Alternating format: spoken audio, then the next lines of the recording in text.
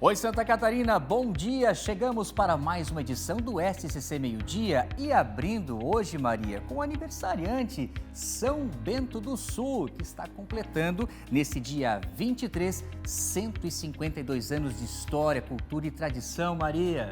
Bom dia, Henrique Zanotto, bom dia para você que está em casa. Estamos chegando com o SCC Meio Dia com essas imagens lindas de São Bento do Sul. É uma cidade, Zanotto, que eu tenho o prazer de conhecer. Muitas vezes já fui trabalhar por lá, fazer reportagens especiais. É uma cidade tão gostosa, o povo é receptivo. Ela é aquela cidadezinha tão fofinha. A igreja que fica aqui em frente a essa praça central na cidade é o ponto turístico principal, dá pra dizer assim. É aconchegante, é acolhedor, é gostoso e é lindo. Pra fazer aquelas fotos assim pra guardar na memória. Que praça bonita que eu estou vendo ali, Maria, olha só. O Laércio acabou de ir pra lá com o pé na estrada, a gente entrou ao vivo no A Tarde é Nossa também. Foi uma delícia. São Bento, parabéns! 152 anos de história, cultura e tradição, como disse o Zanotto. E para quem não sabe, embora leve o nome do Sul, fica no norte, né? A região norte do estado de Santa Catarina é São Bento do Sul. Vamos ver como está o nosso estado hoje com imagens ao vivo, Maria? Vamos sim, a gente tem imagens agora ao vivo de Florianópolis, 11 horas e 1 minuto, 23 de setembro. E a gente mostra para vocês que, olha, tá fluindo bem lá nas pontes. Lá embaixo a gente consegue ver o trânsito nas pontes Pedro Ivo Campos e Colombo Salles. Que começou tumultuado hoje, né? Teve um ônibus que quebrou na Pedro Ivo logo nas primeiras horas da manhã. Foi um dia de congestionamentos na BR-282, a Via Expressa. E agora vamos para onde? Litoral Norte? Itapema na sua tela. Olha isso, você não parece uma pintura, Zanotto? Que coisa mais linda, praia de Ilhota, gente, com esse céu maravilhoso, esse sol que está aparecendo em todas as regiões de Santa Catarina. Já tem a previsão do tempo completa para vocês. E é uma praia que pouca gente conhece, embora ela fique às margens da BR-101, mas quando a gente passa na rodovia não tem a visualização dela, né? A gente vê só um trechinho ali, porque ela fica um pouco que escondida, mas um paraíso com esse cenário hoje tão bonito. E daqui a pouco quero saber, Maria, se a previsão do tempo vai reservar outros dias assim nessa semana. Não sei se eu tenho tantas boas notícias assim, viu, Zanotto? Vamos agora para Brusque, região do Vale do Itajaí, por lá também com tempo mais seco desde as primeiras horas do dia.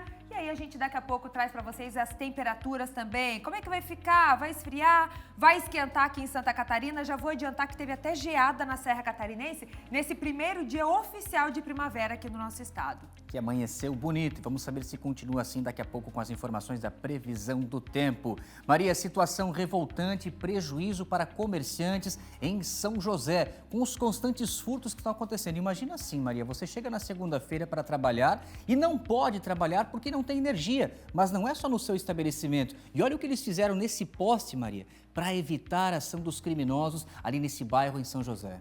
Levaram toda a fiação durante a madrugada, gente, impedindo o funcionamento das atividades dessas pelo menos 6 empresas na região da Grande Florianópolis. Já o conteúdo completo para vocês.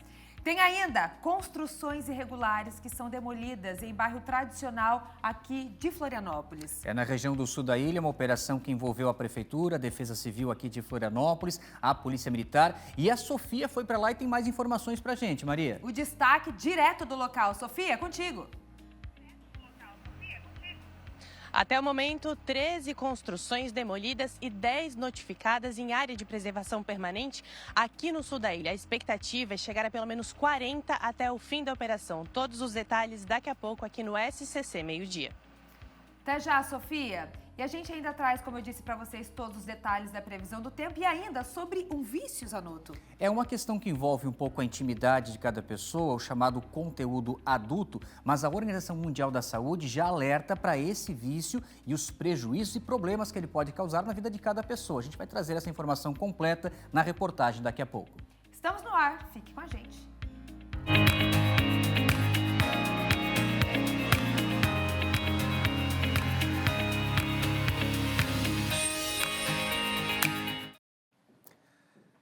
Vamos lá com informações direto do norte do estado de Santa Catarina, em Joinville. Teve um carro, tem a imagem para mostrar o que aconteceu com esse veículo, porque perde o controle, o condutor, e acaba atingindo um estabelecimento comercial em alta velocidade, que fica claro, a gente já percebe que não é a velocidade permitida para a via que estava esse condutor.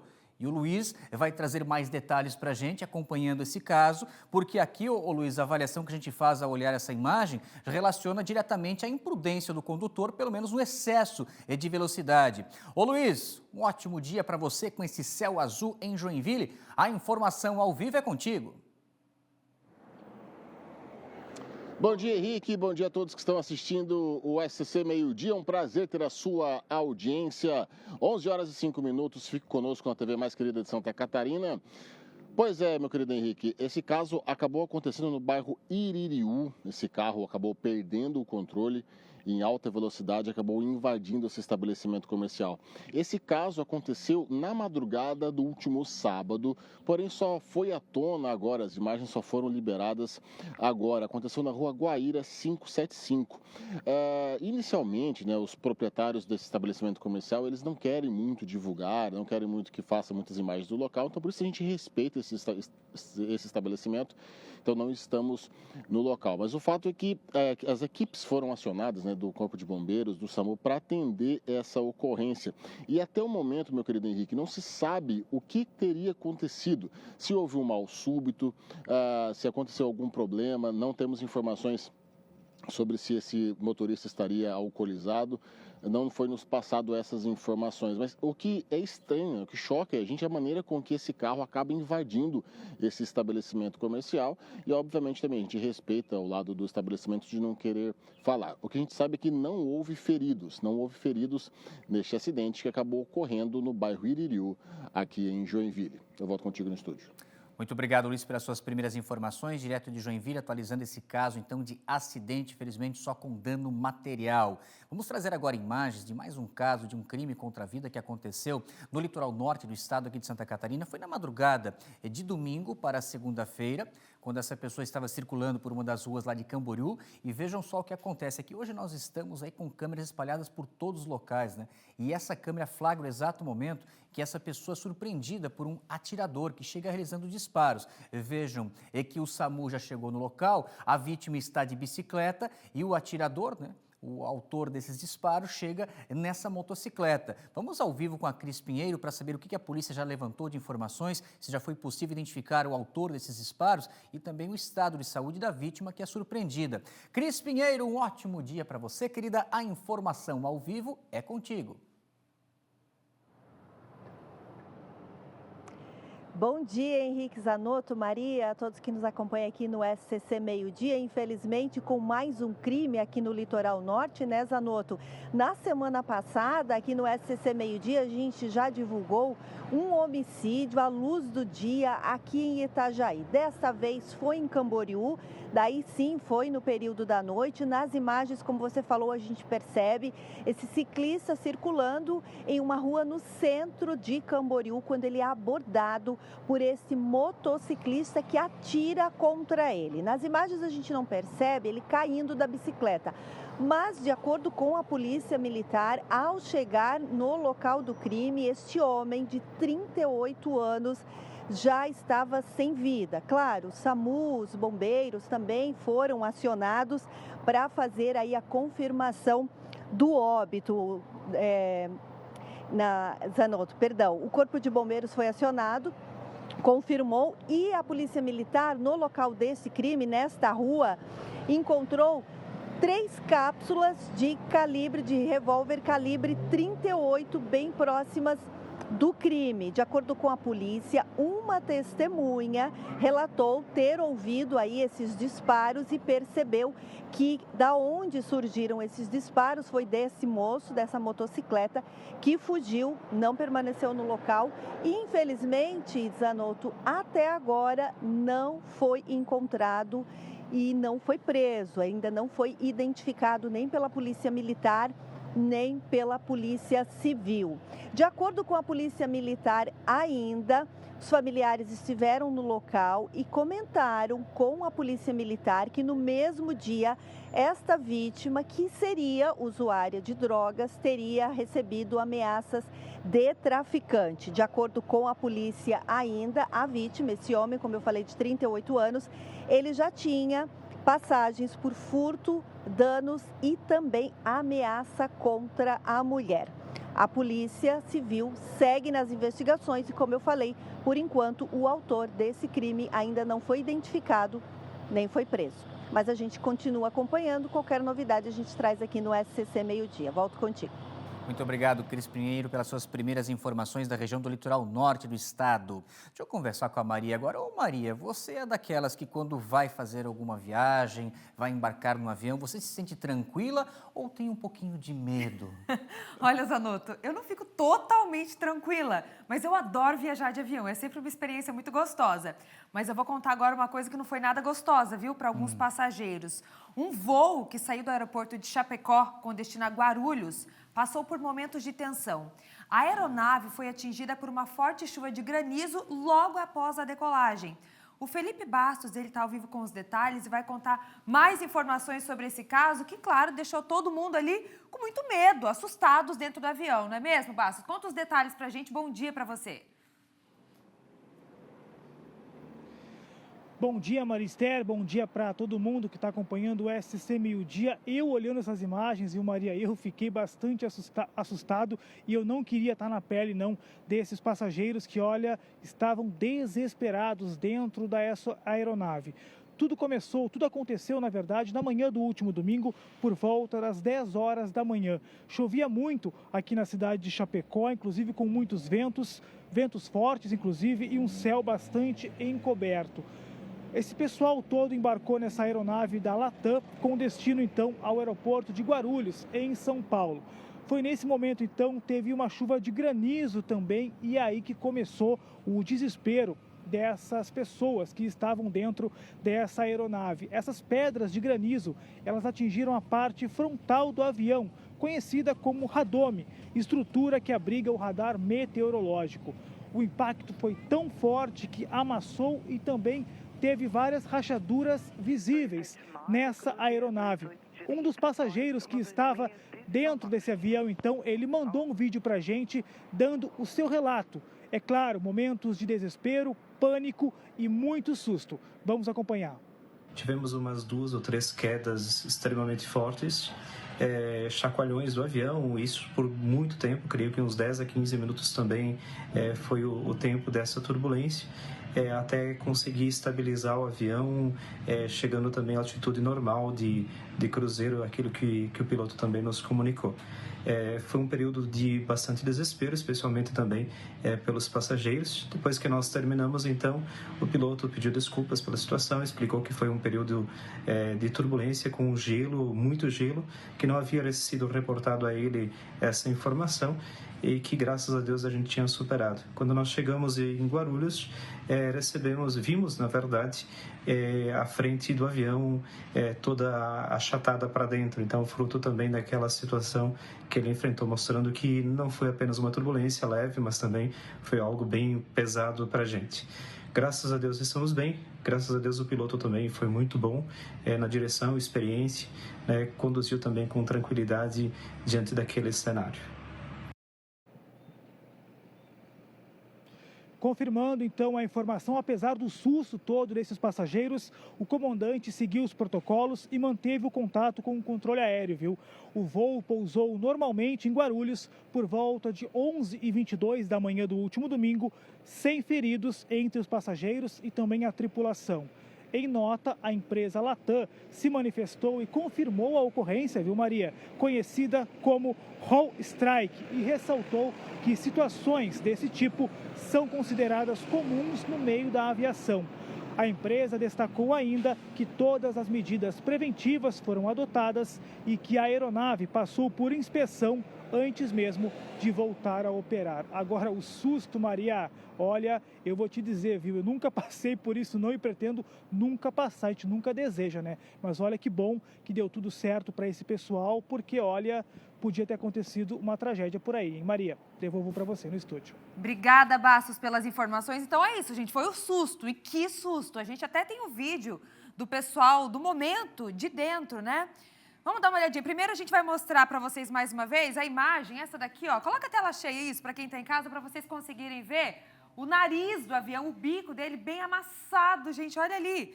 o susto. E até aqui a gente ficou se perguntando, né? Será que isso poderia ter afetado, sei lá, a aerodinâmica do avião, do voo em si? Mas chegaram todos bem e é isso que importa. Agora a gente tem o vídeo de dentro da reação das pessoas que estavam nesse voo. Vamos colocar com áudio, vamos ouvir.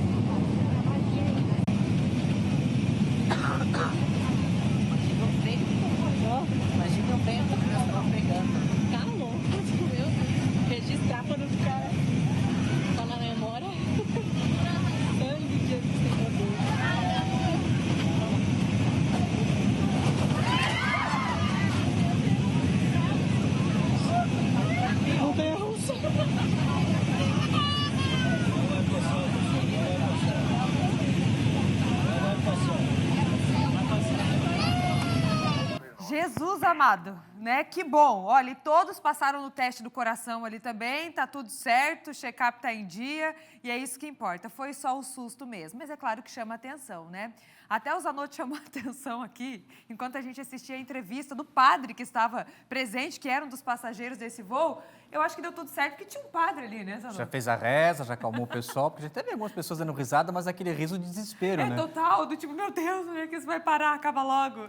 E ainda mais Chapecó, que acaba tendo sempre, geralmente, com situações ao contrário, né? Porque essas pessoas estavam indo para São Paulo, mas você pousar em Chapecó, já embarca sabendo que pode ter alguma situação que o teu pouso não vai ser realizado na cidade, né? Porque lá sofre muito, o aeroporto nevoeiro, né? A instabilidade. E dessa vez o pessoal de Chapecó passou esse susto lá em São Paulo, Maria. Vamos continuar por aqui, Zanotto? Agora a gente vai chamar a Sofia Gonzalez. Ela está ao vivo e tem as informações sobre algumas construções irregulares que foram demolidas agora pela manhã aqui na capital, né? Que é um problema que a capital do estado, assim como outras cidades, está atenta, acompanhando essa ocupação irregular. Casas que são construídas, a fiscalização chega e como nós estamos vendo, né, Maria, com as imagens aéreas, com a Defesa Civil, o Alexandre Vieira, que sempre pilota o drone, mostrando do alto, o trabalho lá embaixo, que a Sofia acompanhou esse passo a passo. Então, Sofia, uma ótima terça-feira para você. O que tem de informações que você pode acrescentar para a gente desse trabalho que continua acontecendo ainda, é isso? Oi, Maria. Oi, Zanotto. Bom dia para vocês, para quem nos acompanha aqui no SCC Meio-Dia. Nós estamos aqui na Servidão Pedro Castanho, no Ribeirão da Ilha, onde está acontecendo essa operação, né? Ela está acontecendo lá no final da rua, mas nós somos autorizados aqui, toda a imprensa, a chegar até este local. E são vários órgãos que estão envolvidos, né? Temos a Prefeitura, a Guarda Municipal, Floran, Polícia Civil, Polícia Militar Ambiental, Polícia Científica, Casan e Celesc. Foi feito todo um levantamento, porque muitas dessas construções estão ali em uma área de preservação permanente. Então, os estudos estão acontecendo aí, segundo a Prefeitura, há cerca de 2 semanas. Foi feito por drone, onde nesse momento foram identificadas 39 residências. Mas na prática, né, vindo aqui então na manhã de hoje, foram identificadas muito mais, porque às vezes mais de uma residência são feitas ali coladas umas nas outras, né? A Prefeitura não soube dizer exatamente há quanto tempo essas pessoas, né, essas ocupações já estão ali nesse local. Hoje, então, começou por volta das 8 horas da manhã, chegando aqui até o local, a gente percebe que tem muito efetivo, né? Muitas viaturas, polícias, cavalaria, inclusive, mas nós questionamos a representante da Prefeitura que estava aqui no local. Ela disse que não houve violência, que até o momento tem sido uma desocupação pacífica, né? Mas fica aí, realmente chama atenção a quantidade de policiais que estão aqui no local. E nós conversamos com a Janaína Brostolin, que é a secretária adjunta de Segurança e Ordem Pública aqui de Florianópolis, e ela explicou um pouco de como se deu essa operação até o momento. Vamos acompanhar. Estão sendo demolidas as ocupações irregulares que não estão sendo habitadas. As ocupações habitadas estão sendo feito o cadastro dessas pessoas e mais ou menos já vai chegar, né? Ainda está sendo feito, mas vai chegar em torno de umas 40 casas habitadas. A gente está em um número de 13 que já foram demolidas e junto com isso a Floran está fazendo a questão dos crimes ambientais que também foram verificados no local em relação de despejo despejo de óleo no rio que passa ali perto. Temos também 3 estabelecimentos que não tinham alvará para funcionamento, também foram interditados pela fiscalização de serviço público. E a operação vai continuar no decorrer do dia. Lembrando, então, que é uma área de preservação permanente, aí como a secretária falou, né? Então, além de residências, também foram identificados 3 comércios, uma mecânica e 2 mini-mercados. E ela destacou ali o fato de ter sido encontrado, né, um despejo de óleo no rio. Em relação a isso, a Floran e o SUSP estiveram aqui e notificaram, então, esse crime. Também estão sendo feitas investigações de água parada, né? Possíveis focos de dengue ali nesse local. Além disso, também, os postes foram derrubados, Celeste, que está aqui também, e foi constatado que essas ligações eram, sim, irregulares. A secretária ainda comentou também que essas notificações começaram ali de trás para frente, eles estão avançando aí em relação à rua, que é uma rua bastante extensa, e lá no local a Polícia Civil está fazendo o cadastro das pessoas, né, onde havia, então, pessoas morando, residindo nesses locais, elas estão sendo cadastradas para que possa ser investigado como que esses terrenos foram ocupados, se eles foram vendidos, né? Como que se chegou a essa situação? Até o momento, então, a gente tem um registro de 13 construções irregulares demolidas. A informação que temos, então, é que nessas construções não havia ninguém morando, né? Eram ali a base, né? Só de residências ou materiais de construção, enfim. E onde há pessoas morando, que no caso, até o momento, 10 foram notificadas, a gente teve só esse aviso, então, e esse cadastro, como eu disse, que está sendo feito pela Polícia Civil. Mas a operação continua aí ao longo do dia e a expectativa da Prefeitura é chegar pelo menos até 40 notificações, segundo a gente conversou com eles aqui. São essas as informações que a gente tem até o momento em relação a essa operação, mas nós estamos aqui nessa servidão no Ribeirão da Ilha durante um bom tempo pela manhã de hoje. Foi impossível não notar, Zanotto e Maria, a quantidade de buraco que a gente tem por aqui, né? Muitas viaturas passando, prestadores de serviço, moradores do local, enfim, e realmente chama a atenção o estado aqui que a gente tem nessa rua, uma rua aqui de terra, né, de chão batido, mas olha, bastante difícil circular por aqui também, viu? Sofia, o que a gente vai percebendo quando você destaca essa questão da falta da pavimentação é que dificilmente haverá pavimentação nessa rua, porque a partir do momento que o loteamento é considerado uma área de preservação, que é uma ocupação irregular, ao mesmo tempo, né, Maria, o poder público, o município não consegue chegar com as obras de infraestrutura, com a drenagem, com a pavimentação. E Sofia, eu fiquei só curioso que a gente mencionou o Ribeirão, mas o Ribeirão é gigante, né? No Ribeirão que nós temos aqui a maior rodovia da ilha de Santa Catarina, que é a Balticero Filomeno, que começa no Trevo do Erasmo e vai até a Caieira da Barra do Sul. E esse ponto que você está, Sofia, é próximo ali da região do Trevo do Erasmo, onde você vai à esquerda, região do Morro das Pedras, ou à direita o Ribeirão, para a gente entender onde que está acontecendo essa ocupação irregular? Olha, Zanotto, você é um grande conhecedor aqui do sul da ilha, se eu não me engano, você mora aqui na região, né? Mas o que eu posso te dizer é que sim, tem aquele trevo onde a gente vira para o Morro das Pedras e à direita vem aqui para essa região. E é bem no início, viu? É bem no início aqui do Ribeirão, a gente pode dizer. E é importante destacar que essa servidão aqui, essa operação está acontecendo lá para frente, né? Não tem a ver com essas casas que estão aqui no local. São residências depois do fim, né, dessa rua, até onde a gente consegue ver aqui, mas é isso, não fomos autorizados a chegar até lá porque essa operação está acontecendo, mas não englobaria essas casas aqui que a gente está vendo que estão um pouco antes de onde está acontecendo então a operação nessa área de preservação permanente. Muito obrigada, Sofia Gonzalez, pelas informações ao vivo, direto do sul da ilha, mostrando essa operação que, como ela mesma disse agora, está sendo pacífica até o momento. Qualquer novidade, Sofia, você traz ao vivo aqui no SCC Meio-Dia, ficamos ao vivo até 1h05 da tarde.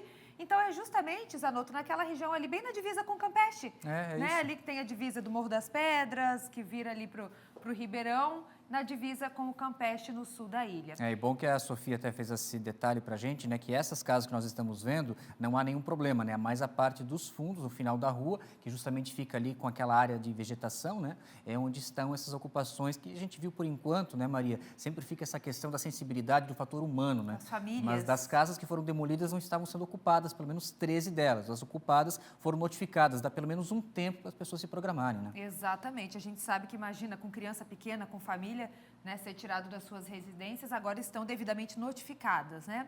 Obrigada, viu, Sofia? Já já a gente volta com você e outras informações aqui da Grande Florianópolis. No SCC Esporte, hoje, a partir de 12h05, vocês conferem tudo o que rolou na Bola de Ouro 2025, a premiação da revista France Football.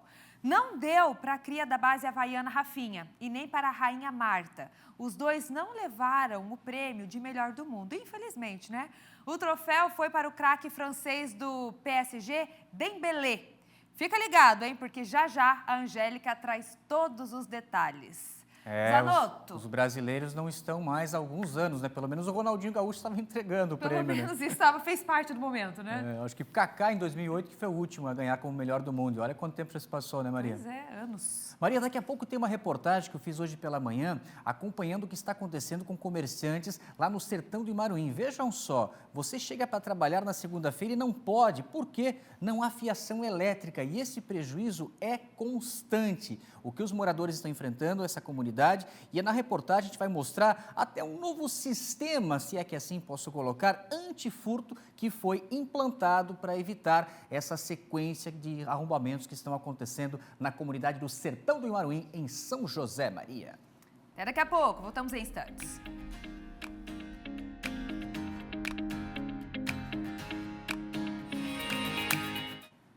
Estamos de volta com o SCC Meio-Dia. Que prazer estar na sua companhia. E agora com o assunto de saúde na região serrana, né? Exatamente, Zanotto. Eu vou aqui conversar com a Shaina, porque em Correia Pinto, o Hospital Municipal Faustino Riscaroli tem problemas estruturais agravados por um desmoronamento no terreno. E agora as autoridades locais estão discutindo duas alternativas: a construção de uma nova unidade hospitalar ou a implantação de uma unidade de pronto atendimento. Vamos chamar a Shaina, então, porque ela está ao vivo com todas as informações, que está acompanhando de perto toda essa situação, inclusive no local. O que é que diz a prefeitura, Shaina? Bom dia para você.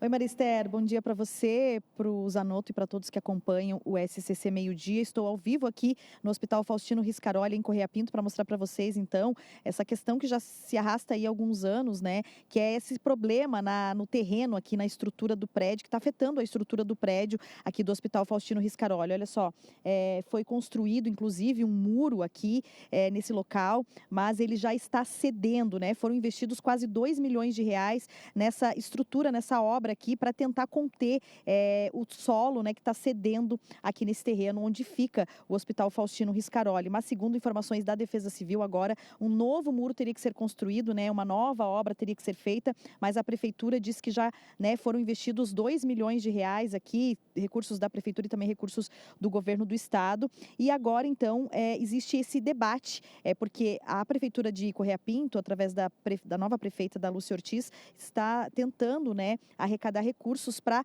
construção de um novo hospital.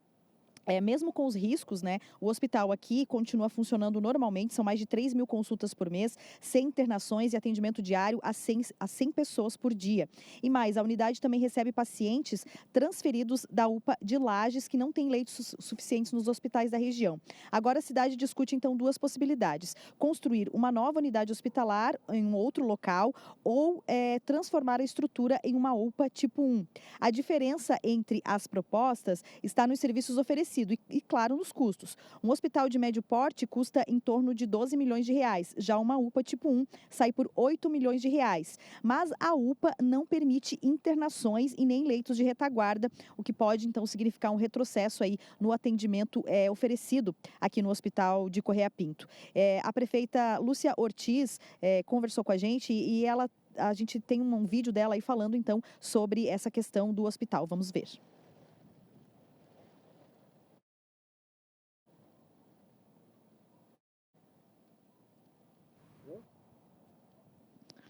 A prefeita chegou aqui agora e a gente vai conversar com ela, então, ao vivo, para esclarecer, então, essa questão da construção, né, de um novo hospital, um novo local, ou, então, uma UPA. Prefeita, boa tarde. Conta pra gente, então, como que está essa questão. Vocês estão discutindo a possibilidade de contratar, de fazer, né, um novo hospital em outro local ou de transformar numa UPA. Como é que está todas essas tratativas? Bom dia. Bom dia.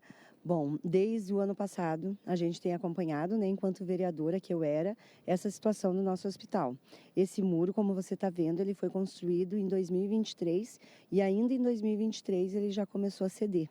Então, eu assumi a prefeitura esse ano em janeiro e desde lá a administração atual tem corrido atrás de um novo espaço, devido ao estudo que a própria Defesa Civil do Estado fez, né, e diz que esse desmoronamento ele pode chegar e está chegando, né, no nosso prédio do hospital. Então, nós estamos acompanhando e nós sabemos que pode acontecer uma interdição, segundo a engenharia da Defesa Civil do Estado, a qualquer momento. E a orientação é de que a gente precisaria de um novo prédio. E desde então nós já estivemos no Ministério da Saúde em Brasília, na Defesa Civil Nacional em Brasília, aqui na Defesa Civil do Estado, na Secretaria do Estado de Saúde, junto com o governador, solicitando recursos para a construção de um novo hospital. Em Brasília, no Ministério da Saúde, em audiência juntamente com o vice-prefeito, com o nosso engenheiro, a própria Defesa Civil e lá o Ministério da Saúde nos disse que hoje não teria como repassar ao município um valor para um hospital, devido à alta complexidade não ser dever do município e sim ser dever do Estado e do governo federal. Então, deram-nos a possibilidade de a construção de uma UPA. Desde então, a gente está correndo atrás, sempre pedindo um hospital. Mas, tanto lá quanto no governo estadual, nós tivemos a sinalização da possibilidade de um recurso para uma UPA e não para um hospital. E esse valor já foi sinalizado pelo governo do estado. Quanto seria esse valor para a UPA? Para a UPA, segundo o nosso secretário de Saúde de Estado, o governo do Estado aportaria 4 milhões do governo do Estado, juntamente com a Alesc, através do presidente Júlio Garcia, mais 4 milhões para a construção de uma UPA e não de um hospital. Hoje nós sabemos que terá uma reunião ainda, no dia de hoje, né, uma tratativa de outros deputados aqui da região, em nome do deputado Berlanda, para verificar a possibilidade de estender o valor, né, e trazermos um hospital. É o nosso desejo? Com certeza. Nós gostaríamos de ter um hospital atendendo e não perder o atendimento da nossa população de Coiá Pinto, de Ponte Alta, dos municípios vizinhos, e manter o atendimento do hospital com leitos, né, de retaguarda, leitos para internamento. É esse o nosso desejo. Porém, até então, nós já temos 8 milhões para uma UPA. Estamos trabalhando com o que nós conquistamos, estamos muito felizes de ter conquistado, porque nós não queremos perder o atendimento. Mas, obviamente, a nossa primeira intenção é ter um hospital em Coiá Pinto e manter o atendimento, que é muito bom, a nossa população sabe o quanto é importante manter esse atendimento. Mas, em não conseguindo, nós já temos o recurso para uma UPA. O nosso desejo é o hospital, porém a UPA já está garantida. Nós estamos felizes por isso. Obrigada, prefeita, pelas informações. Então é isso, né? Já tem esses recursos aí que a princípio serão para uma UPA, mas, né, agora a prefeitura está então tentando avançar com esses recursos para tentar manter a estrutura do hospital, mas aí em outro local. A gente continua acompanhando esses desdobramentos e trazendo todas as informações aqui no SCC Meio Dia. Eu volto com vocês aí no estúdio. Saúde em pauta na Serra Catarinense, a gente traz para vocês aqui no SCC Meio Dia. Vamos seguir com outras informações? O Teatro Álvaro de Carvalho, em Florianópolis, recebe a grande final do Festival Estudantil Temático de Trânsito. As 12 peças finalistas foram apresentadas ontem e hoje, e amanhã acontece a premiação.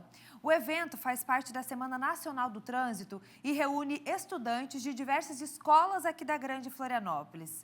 O Jean Ferreira está ao vivo no local, vai trazer essas informações pra gente. Jean, é contigo. Conta pra gente os detalhes.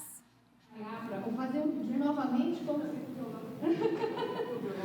Tudo bem, Maria? Tava dando tchau agora porque o pessoal da PAI, os alunos da PAI de Tijucas, acabaram de se apresentar aqui. Eu vou pedir para o Nereu mostrar aqui na imagem. Eles estão muito animados, muito felizes. Eles estão cantando nesse momento porque esse festival da PRF, juntamente com o Detran de Santa Catarina, é um importante marco aqui para Santa Catarina, porque para conscientizar estudantes, né, adolescentes, crianças, jovens, sobre a importância do cuidado no trânsito, sobre a preservação da vida, sobre as regras de segurança e inclusive, Maria, um ponto importante dessa apresentação é a inclusão, né? A inclusão desses alunos da PAI, da Educação Especial aqui de Santa Catarina, nessas apresentações. Eu vou trazer aqui alguns dados importantes sobre esse festival, viu, Maria? Esse festival é o Festival Estudantil Temático de Trânsito, que é um projeto, como eu falei, do Detran e da PRF, e utiliza o teatro, a apresentação, a dança, a música, como forma de conscientizar sobre a importância desse tema que é tão comum no nosso dia a dia, né? Sensibilizar, então, crianças e adolescentes sobre a importância do cuidado no trânsito, viu, Maria? Foram 30 peças teatrais apresentadas por 26 escolas de Santa Catarina, mais especificamente aqui na Grande Florianópolis, mas nesse palco aqui, que já é a grande final das apresentações, são 12 apresentações que estão acontecendo desde ontem, segunda-feira, que vão até amanhã na grande final. Inclusive, a gente vai estar aqui na grande final acompanhando essas escolas e esses alunos que vão ser os vencedores, né, dessa etapa aqui final. E é muito importante, tem gente que veio do Mato Grosso do Sul, a equipe da PRF, os jurados que estão avaliando essas peças. Inclusive, a gente conversou um pouquinho com eles, viu, Maria? E eu vou chamar, então, agora uma entrevista, uma participação do inspetor Fábio Sodré, que é da Polícia Rodoviária Federal do Mato Grosso do Sul e um dos organizadores desse projeto que está ajudando também aqui a implementar em Santa Catarina. A gente vai conferir agora a fala dele.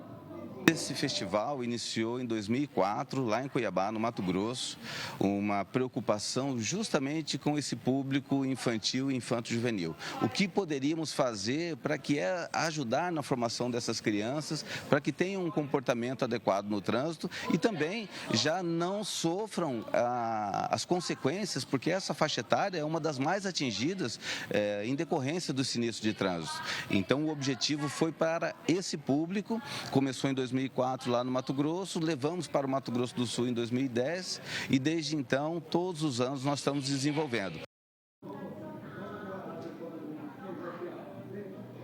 É isso, reforçar a importância para esse público também infantil e jovem, né, sobre a segurança no trânsito. A gente conversou um pouquinho também com os jurados, porque tem um jurado aqui de cada área, viu, Maria? Tem da área pedagógica para avaliar, então, como que as apresentações, as peças estão passando a mensagem, um recado para os jovens, para as crianças. Tem também a parte da avaliação cênica, artística, né? E a gente conversou um pouquinho, então, com esses jurados sobre essa avaliação que está sendo feita. A gente vai conferir agora. O projeto FETRAN, ele é um projeto que ele traz aqui não só para o estado de Santa Catarina, que está começando, né, mas para todos os estados da federação que desenvolvem esse projeto, o princípio de que no trânsito todos nós temos a nossa devida importância, pedestres, motoristas, né, os condutores. Quando você trabalha trânsito, você trabalha mobilidade, você trabalha respeito, cidadania e democracia, né? Então, todos esses valores precisam ser pensados, refletidos e discutidos. E nada melhor do que o lúdico, do que o teatro, para trazer isso, né? Para trazer de uma forma encantadora, usar dessa arte do teatro, que é uma arte completa, que traz literatura, dança, música, artes plásticas, né? É o conjunto de todas as linguagens artísticas para esse tipo de trabalho.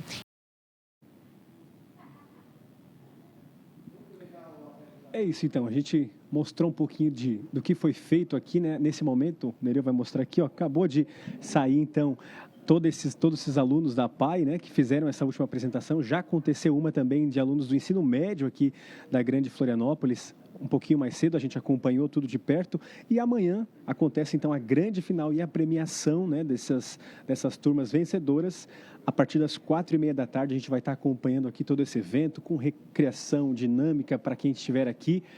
E é importante, viu, Maria, lembrar que tudo isso é feito para que essa mensagem, esse ensinamento chegue lá na ponta, né? Para quem precisa. E essas crianças, esses adolescentes vão levar também para a vida, mas também para os pais, né? No dia a dia, que a segurança no trânsito é importante e preserva vidas. A gente teve aqui também ontem, Maria, nosso colega Vitor Filomeno esteve aqui fazendo uma matéria e conversando um pouquinho sobre esse projeto, conta a história dele e a importância, e a gente vai acompanhar agora. Na primeira edição em Santa Catarina, o Festival Estudantil Temático de Trânsito chega à fase final. Até esta quarta-feira, 12 peças teatrais classificadas irão se apresentar para os jurados, que escolherão a vencedora. Ele já existe lá no Mato Grosso do Sul, há 20 anos. Então, nós resolvemos, desde que eu assumi, trazer também para Santa Catarina o FETRAN. Por isso, ele procurou o DETRAN, fizemos essa parceria, porque é uma forma lúdica, uma forma de envolver as crianças, as escolas, as famílias. E mesmo sendo a estreia da iniciativa aqui em Santa Catarina, o sucesso já foi comprovado. Foi muito positivo. A gente teve assim uma adesão bem significativa das escolas, dos municípios. Tivemos um apoio muito grande dos municípios também na inscrição das escolas no projeto, né?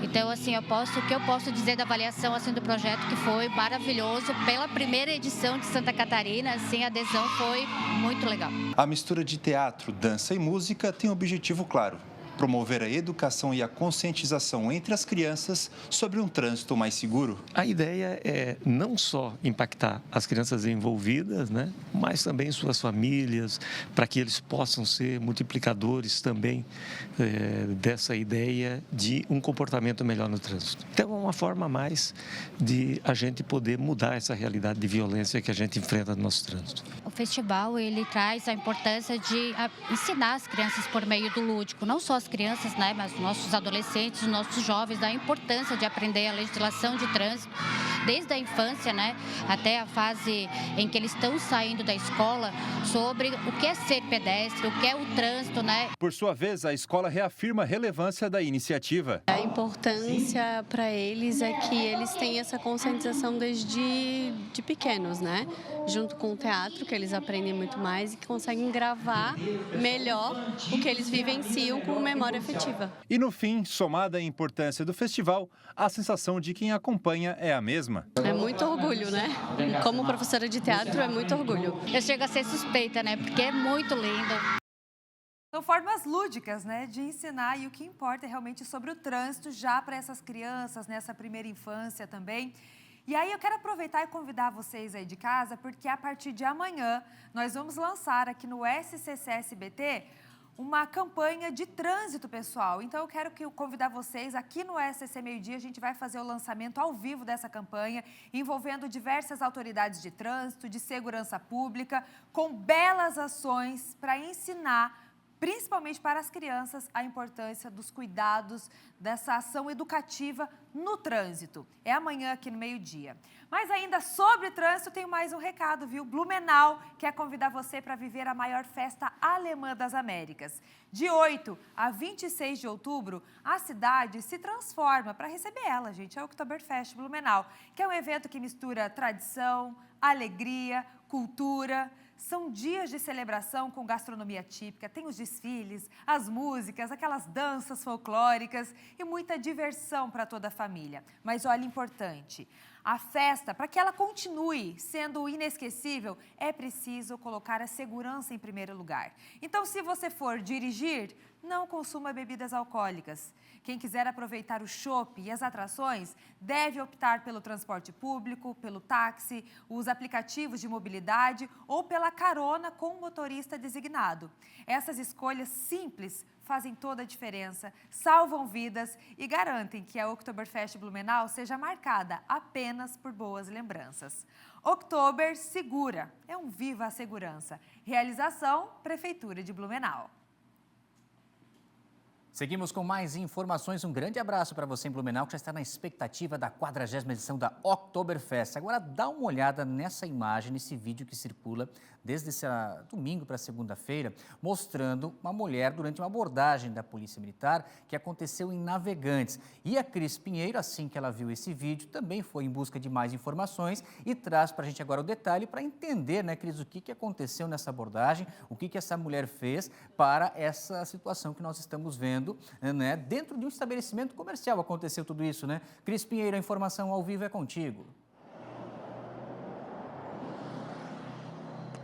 Pois, Anoto, isso, essas imagens foram repassadas, essa denúncia, né, foi repassada por uma testemunha a uma página de uma rede social na cidade de Navegantes e chegou até nós, inclusive com a sua participação. E a gente agradece porque a gente pôde ir atrás dessa denúncia. A denúncia para essa página dava conta de que essa mulher teria sido agredida por esses policiais militares em um estabelecimento durante a madrugada em Navegantes. De acordo com o relato, a mulher estaria desarmada e não oferecia nenhum tipo de resistência, mas acabou, como a gente vê nas imagens, sendo imobilizada. A pessoa denunciou ainda e afirma que uma policial feminina é quem deveria fazer essa abordagem a essa mulher. Diante das imagens que a gente percebe aí um policial o tempo todo contendo a mulher, que chega a cair no chão, inclusive, e demonstra bastante resistência, procuramos, claro, a Polícia Militar de Navegantes. De acordo com a PM, os policiais foram até esse estabelecimento durante a madrugada atender uma ocorrência de perturbação de sossego em uma conveniência que fica ali na cidade. No local, durante o atendimento, esta mulher, de acordo com a Polícia Militar, teria ofendido os policiais, que para eles teria caracterizado desacato, que ao receber a voz de prisão, a mulher resistiu à ação, que tornou necessário aí a Polícia Militar, esse policial, fazer o uso diferenciado da força para contê-la. Após controlada, a mulher apresentou lesões leves, de acordo com a PM, decorrentes a essa própria resistência dela, mas em seguida passou a colaborar com os policiais. Um termo circunstanciado foi lavrado e a mulher envolvida nesta ação foi liberada ainda no local. Sobre a possível abuso de autoridade, a Polícia Militar ainda não me respondeu, mas disse que foi registrada uma ocorrência por desacato à polícia. Também não conseguimos, infelizmente, contato com essa vítima. Zanotto, volto contigo. Muito bem. Ô, Cris Pinheiro, só antes de ir para a próxima reportagem, já que tu és a nossa representante de Itajaí, deixa eu te fazer uma pergunta, querida, do seu paladar, se você gosta. Gostas de curvina, peixinho? Anchova, tainha, não sei. Gostas de curvina?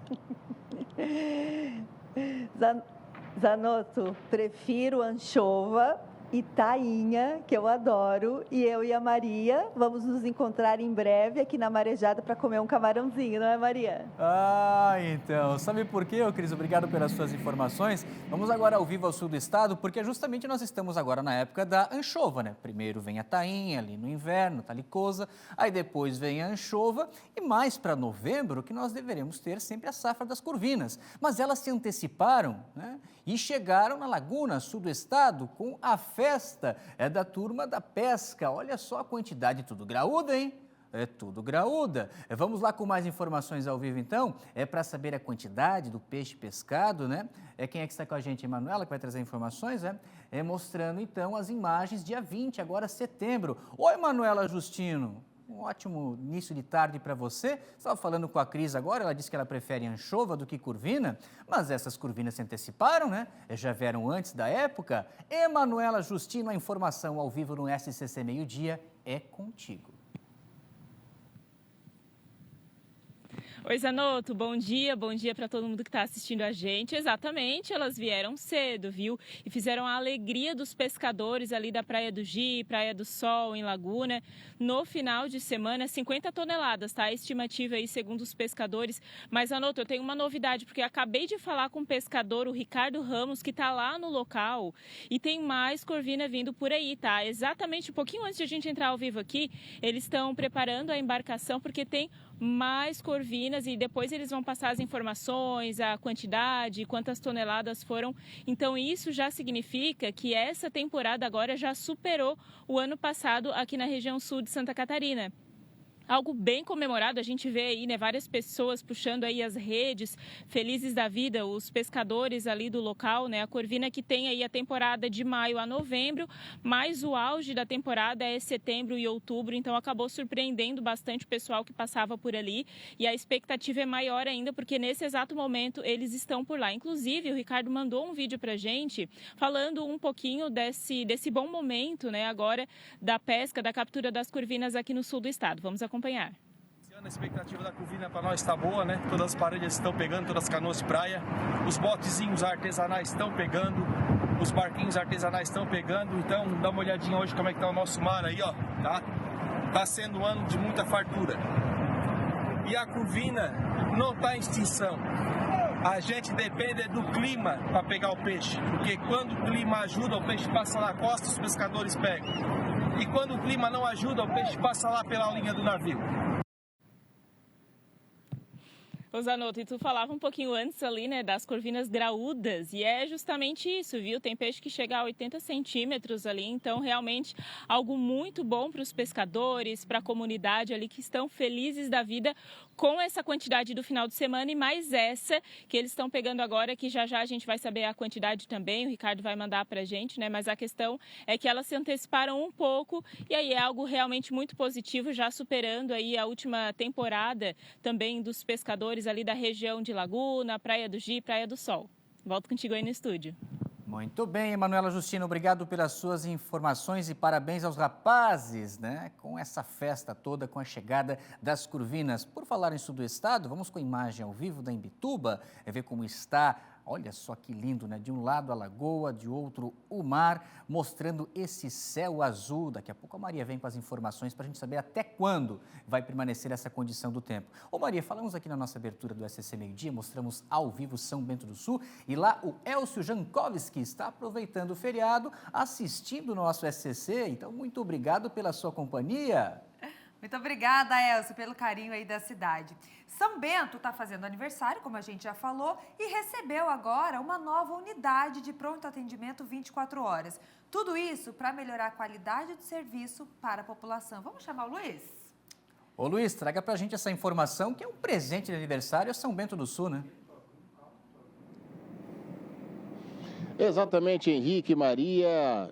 Não consegui dar o meu parabéns, então agora sim, parabéns à cidade de São Bento do Sul, local onde a gente tem uma audiência gigantesca. O Laércio, quando vai fazer o A Tarde é Nossa lá, ele não consegue nem tirar foto, tamanho é a nossa audiência lá em São Bento do Sul. Então, parabéns à cidade tão querida de São Bento do Sul, que hoje, como vocês falaram brilhantemente, ganhou uma nova unidade de pronto atendimento. 9 milhões de reais foram investidos, 5 milhões de investimentos do governo do estado, uma unidade de quase 1.700 metros quadrados, com toda a estrutura necessária, com médicos de urgência e emergência, serviços de odontologia, exames laboratoriais, raio-x e muitos outros.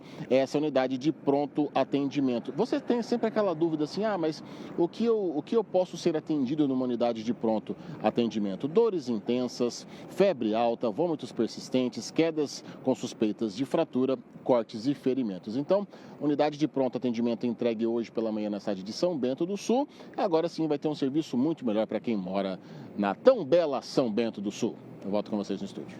Notícia boa para comemorar o aniversário. Obrigada, Luiz, pelas informações. Faz sol no norte catarinense, já tem a previsão do tempo completa para vocês. Até mais, Luiz. Foram definidos os preços do estacionamento para a EFAP, que acontece de 10 a 19 de outubro em Chapecó. O Felipe Bastos está ao vivo, vai contar os detalhes para a gente. Então, qual o valor do estacionamento? A festa está chegando, hein? Preparativos, tudo certo por aí, Bastos? Tudo certo, viu, Maria? A expectativa é muito grande para a edição desse ano da EFAP do Brasil, como vem sendo chamada aí a edição de 2025. E a grande novidade, então, é que foi definido os valores dos estacionamentos para quem for à feira. A gente lembra mais uma vez que a entrada é de graça, a feira que acontece de 10 a 19 de outubro no Parque de Exposições da EFAP. Entrada durante os 10 dias de feira de graça, 6 noites, entradas para os shows também de graça, 4 noites, valor dos ingressos já estão sendo cobrados para os shows, viu? Mas o detalhe importante agora, então, é que foram definidos os valores para os estacionamentos. Motos, quem for até a EFAP de moto vai pagar R$ 25,00, R$ 50,00 para carros, R$ 70,00 caminhonetes, R$ 80,00 para vans, R$ 100,00 para micro-ônibus e R$ 120,00 para os ônibus. A definição desses valores, então, foi feita após uma reunião nesta segunda-feira entre a Prefeitura, coordenada, então, pela comissão da EFAP também, Secretaria de Segurança Pública, representantes do PROCON e também proprietários dos terrenos que serão usados como estacionamento. Lembrando que os expositores vão ter as vagas reservadas bem próximas ao parque, viu? Mediante, é claro, credencial. Mais informações sobre a EFAP, sobre a programação, os shows também, já estão disponíveis no site oficial efapdobrasil.com.br. A gente lembra também que mais de 90% dos leitos de hotéis aqui em Chapecó vão estar ocupados durante os 10 dias de feira e já estão confirmados aí cerca de 237 municípios aqui do estado. A estrutura do Parque de Exposições Dr. Valmor Lunardi são cerca de 222 mil metros quadrados de área total, 45 mil de área de exposição.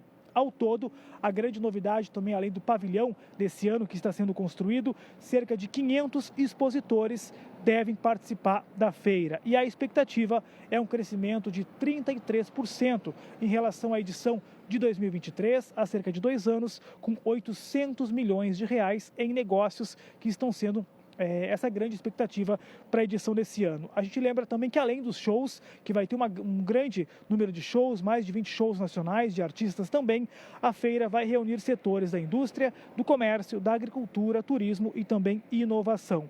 Entre as atrações confirmadas, então, estão o Salão do Imóvel, o Salão do Automóvel, a Feira Desbra Valley, o Rodeio Country e também várias exposições de animais. Lembrando, mais uma vez, entrada de graça para os 10 dias de feira. Está todo mundo convidado. Vem aí, viu, Maria? A EFAP do Brasil, aqui em Chapecó, de 10 a 19 de outubro. É com você no estúdio.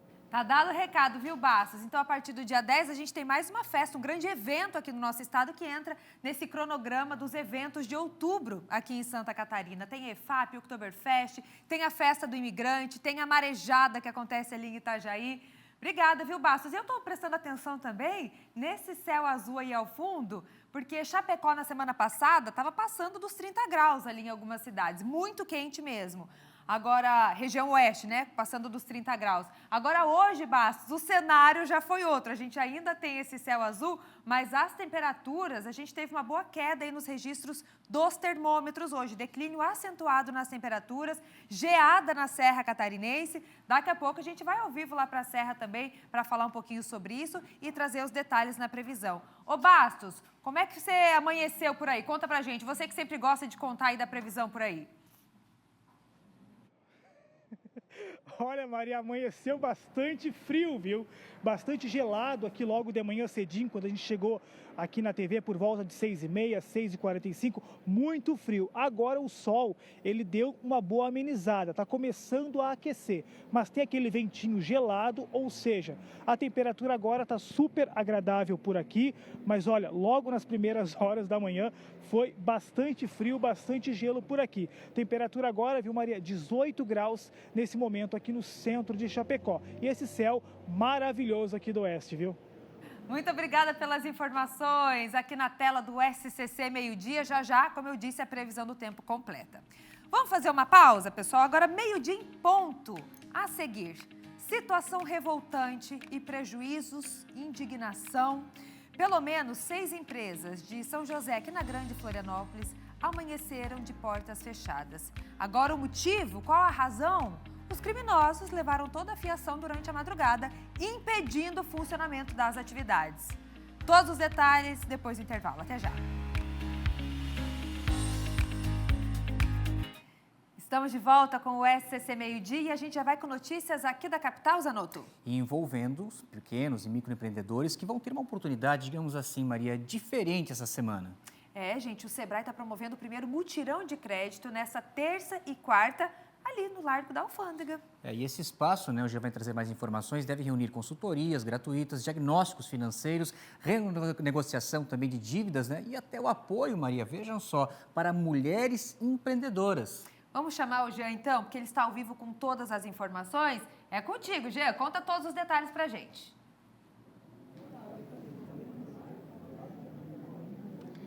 Maria Zanotto, a gente já está por aqui no mutirão de crédito Acredita Sebrae. começou hoje cedinho, desde as 9 horas da manhã já está acontecendo, atendendo aqui micro e pequenos empreendedores, né? A expectativa é que mais de quase 1.000, na verdade, empreendedores aqui da região passem por aqui para ter esse atendimento personalizado, né?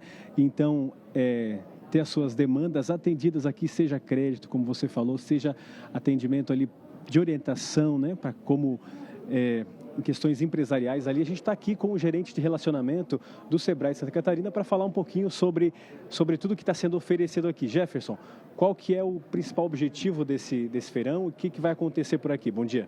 Bom dia. O principal objetivo desse feirão é reduzir um cenário que é preocupante para a micro e pequena empresa, onde a gente tem apenas 12% das micro e pequenas empresas com acesso ao crédito. Então, o Sebrae Santa Catarina tem trabalhado em 2 frentes importantes, né? Quando a gente avalia esse número de 12%, um dos motivos é a falta de garantia para a micro e pequena empresa, né, na tomada do crédito. E a gente tem, então, o nosso fundo de aval para a micro e pequena empresa, que garante, né, serve como avalista para aproximadamente 80% do crédito tomado. No caso de mulheres, como sócio proprietário ou sócio majoritário, até 100% o FAMP Mulher, alinhado com uma estratégia de desenvolvimento do empreendedorismo feminino. E uma outra iniciativa é trabalhar o crédito assistido, a fase pré-crédito e a fase pós-crédito. A fase pré-crédito, a gente trabalhando a questão da análise, né, da tomada do crédito, preparando o empresário para a tomada do crédito. E a fase pós-crédito, a gente trabalhando com consultorias, com orientações, a melhor aplicabilidade desse recurso e a melhor gestão financeira do negócio. Perfeito. Jefferson, visando aqui os serviços que estão sendo oferecidos, qual que é a maior dificuldade hoje de um micro, de um pequeno empreendedor e que ele vai encontrar aqui essa ajuda aqui no feirão? A maior dificuldade do pequeno empreendedor na tomada do crédito é realmente preparar a empresa para a tomada do crédito, é a parte de gestão financeira, organizar não só a questão documental, mas a questão processual da empresa, organizar tudo isso para que ele não chegue na instituição financeira e tenha seu crédito, né, negado. E também a fase pós-crédito, né, é entender aonde que ele pode aplicar melhor aquele crédito, da forma como ele pode aplicar melhor e não desviar a finalidade desse crédito. A gente entende que o desvio de finalidade desse crédito é extremamente prejudicial para a sobrevivência dessa empresa. Maravilha. Então, todas essas dicas, essas orientações você vai encontrar aqui, você que quer empreender ou já está empreendendo aqui na região da Grande Florianópolis. Jefferson, para fazer então esse chamamento para o pessoal aí, até amanhã, que horas, quem pode vir aqui e como que vai funcionar o serviço aqui hoje e amanhã?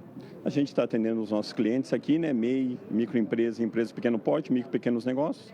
Hoje e amanhã, 23 e 24 de setembro, das 9 às 18 horas, é só chegar. Não precisa de agendamento, o evento é gratuito e você pode contar com consultorias e orientações aqui do Sebrae. Perfeito, muito obrigado, Jefferson. Você, então, micro, pequeno empreendedor, pode chegar aqui até amanhã. Vai estar funcionando aqui, abre já às 9 horas da manhã e a gente vai estar aqui acompanhando todo esse evento. Então, vem para cá, vem pegar orientações e também, claro, se né, tudo der certo aí, um crédito para você aprimorar a sua ideia, a sua empresa, o seu empreendimento. Maria Zanotto, voltamos ao estúdio. Muito bem, consultas gratuitas, hein? Você que é micro, pequeno empreendedor, uma bela oportunidade para você conseguir crédito. Obrigada pelas informações. Jean. Maria, chegou a hora, vamos saber das informações do esporte. Está na hora do nosso SCC Esportes. Com ela, chega mais, Angélica.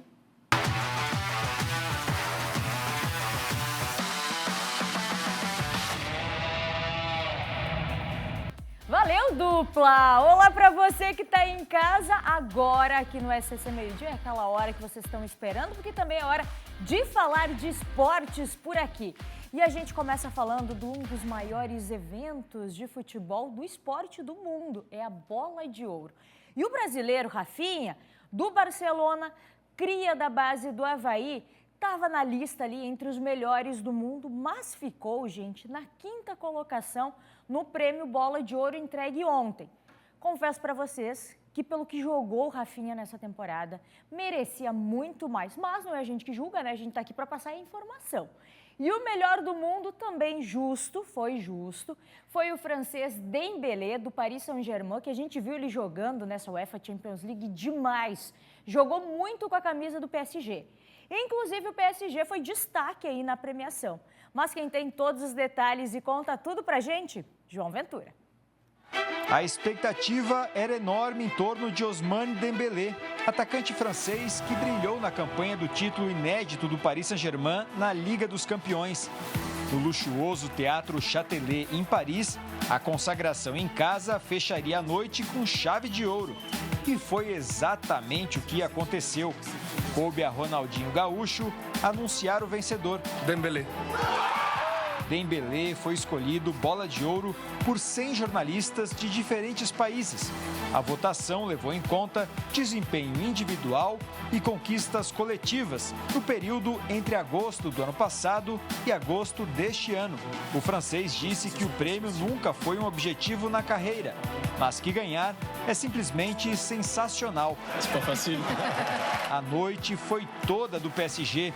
O clube foi eleito o melhor da temporada. O técnico parisiense Luiz Henrique recebeu o prêmio de melhor treinador. E Donnarumma, que deixou o clube no mês passado, o de melhor goleiro. Pelo segundo ano consecutivo, o Real Madrid não enviou representantes à premiação em Paris, uma demonstração de boicote ao evento. A decisão tem a ver com o descontentamento do clube no episódio do ano passado, quando Vinícius Júnior foi informado de última hora que não levaria o prêmio. Para este ano, eram 5 indicações no masculino. Nenhum atleta viajou à capital francesa. Vini terminou apenas em 16º lugar. O brasileiro mais bem colocado foi Rafinha, do Barcelona, que ficou em 5º. O companheiro dele, Lamine Yamal, de apenas 18 anos, levou o troféu Copa, entregue ao melhor jogador sub-21 do planeta, e ficou em 2º na escolha para a Bola de Ouro. Entre as mulheres, o prêmio principal ficou com a espanhola Aitana Bonmatí, do Barcelona.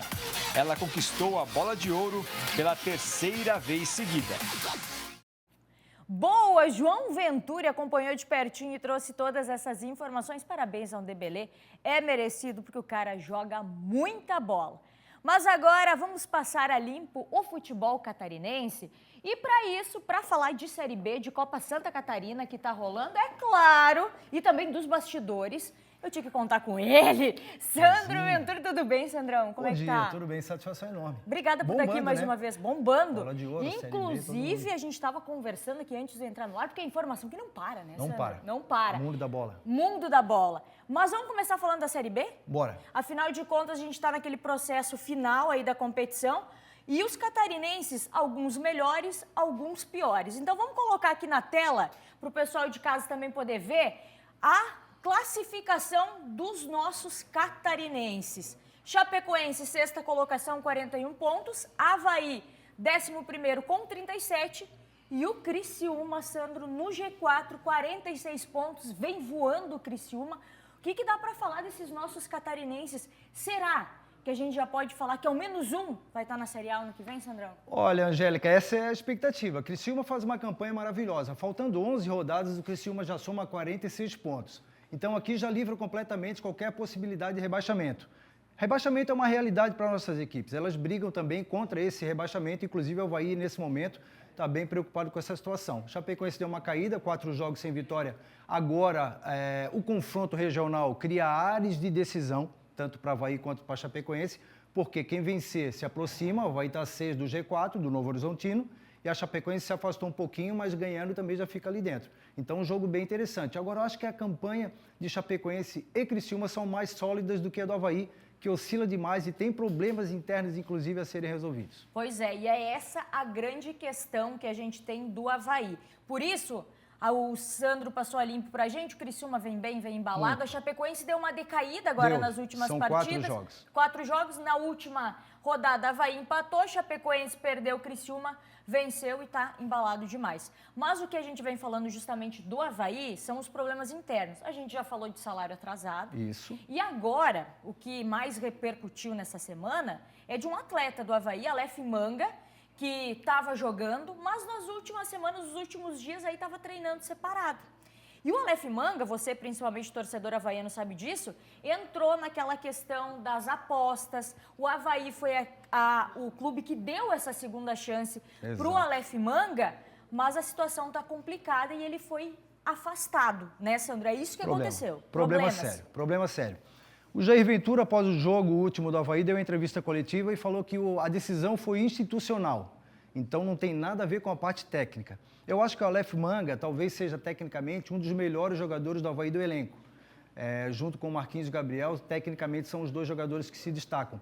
Agora, porém, o comportamento do atleta ele não alterou desde a sua chegada aqui. Nós temos como exemplo o Kleber chegou também com o Aleph Manga, com uma situação muito parecida de suspensão. O Kleber ficou 2 anos praticamente fora dos gramados e hoje é titular absoluto e artilheiro do Avaí e tem uma condição física muito melhor do que aquela que ele chegou. Já o Manga não, ele não evoluiu essa questão física, muito menos a técnica que não acompanhou. Aí esse comportamento acabou culminando com um afastamento. Então uma decisão da diretoria, uma pena, porque eu acho que é um excelente atleta, porém a cabeça não ajuda, ele tem problemas de relacionamento e comportamento, acabou provavelmente reclamando da condição de reserva, e foi afastado e agora tem essa questão a resolver. Inclusive, vamos colocar um trecho do que o Aleph Manga falou quando ele chegou, quando foi apresentado ali no Avaí, depois da apresentação já estava no elenco e ele falou justamente dessa questão da segunda chance, né, que ele aprendeu com os erros. Vamos colocar o que disse o Aleph? A gente aprende, né, com os erros, né, questão das amizades também, reflexão também, acho que... Todo ser humano merece uma segunda chance. Eu acho que não cabe a ninguém querer julgar ninguém. Eu acho que a única pessoa quem tem que julgar é Deus, né? E paguei por isso e águas passadas. E agora sempre fui um atleta profissional, né? E teve essa situação do que ocorreu comigo, né? Aprendi e agora é poder chegar a 2025 e fazer de tudo pelo clube. É uma pena porque o atleta chegou com uma perspectiva muito grande, inclusive a Avaí deu essa possibilidade, essa oportunidade de voltar a inserir o Aleph Manga no cenário e ele tinha tudo para aproveitar e para dar seguimento na sua carreira. Ele tem muita capacidade técnica, porém a cabeça não ajuda, e aí é um problema. Trouxe o pai, falou-se em 15 gols no Campeonato Catarinense, ficou muito longe disso. As oportunidades foram diversas e inúmeras, inclusive apoiado quando não entregava tecnicamente um bom futebol. A torcida sempre apoiou, mas aí foi empilhando desavenças e problemas com torcedores, com jogadores, com adversários, e aí chegou essa condição de afastamento. Uma pena, um investimento muito alto, talvez o maior salário do grupo, e uma perspectiva de inserção do atleta no cenário nacional que acabou não se confirmando. Tomara que ele ponha a cabeça no lugar, eu acho muito difícil, eu acho que o temperamental, ele acompanha muito os atletas de alto nível. Verdade. E o Aleph Manga surgiu no Volta Redonda, foi para o Goiás, foi para o Coritiba, em alto nível. E talvez ele não tenha entendido que é preciso ser, além de bom jogador, ser atleta profissional. Esse é o grande detalhe que ele não entende. Sandro, para a gente encerrar o Avaí, depois passar, dar uma pincelada rápida na Copa Santa Catarina, questão dos bastidores também, que está rolando agora, informação de última hora que é de uma provável saída, sondagem do técnico Jair Ventura. Isso já aconteceu, ele já tinha sido sondado por outras equipes, mas parece que agora isso está muito mais perto de acontecer, né, Sandro? O Jair Ventura já havia sido sondado pelo Fortaleza e o Vitória. Me parece que agora o Vitória se aproxima novamente desse acerto com o treinador do Avaí. Os bastidores, a questão salarial, acho que prejudica essa relação do Jair com a permanência dentro da ressacada. Não há uma perspectiva de pagamento, inclusive. Então, eu acho que existe essa possibilidade, sim. Me parece que está sendo conversado a ida do Jair Ventura. Algumas pessoas já falam até que tem um contato muito próximo, inclusive de deslocamento do treinador, para conversar sobre isso. E é uma condição que o Avaí próprio possibilitou por conta da estrutura da questão salarial, que nenhuma perspectiva de pagamento e de solução do problema acontece. Então, é muito comum no futebol, quando o ambiente está ruim, o Pix não pinga no quinto dia útil, aí abre as portas para uma saída. Aí é complicado. Sandrão, para a gente passar limpo, rapidão, vamos falar de Copa Santa Catarina, só a tabela de classificação, se a gente tem aí da Copa Santa Catarina bem rápido dos grupos. Figueirense vem bem nessa competição, invicto aí vencendo todas. O Blumenau nesse grupo está bem mais parelho, esse grupo C, que o Figueirense disparado, o Avaí ainda não conseguiu, o Barra, que está focando principalmente na Série D, vem com um time alternativo.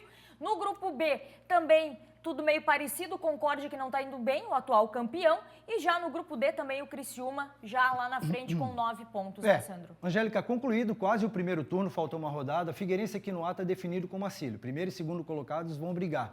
Aqui, Blumenau e Joinville também vão brigar. Eu acho que Nação e Carlos Genoa dificilmente reagem.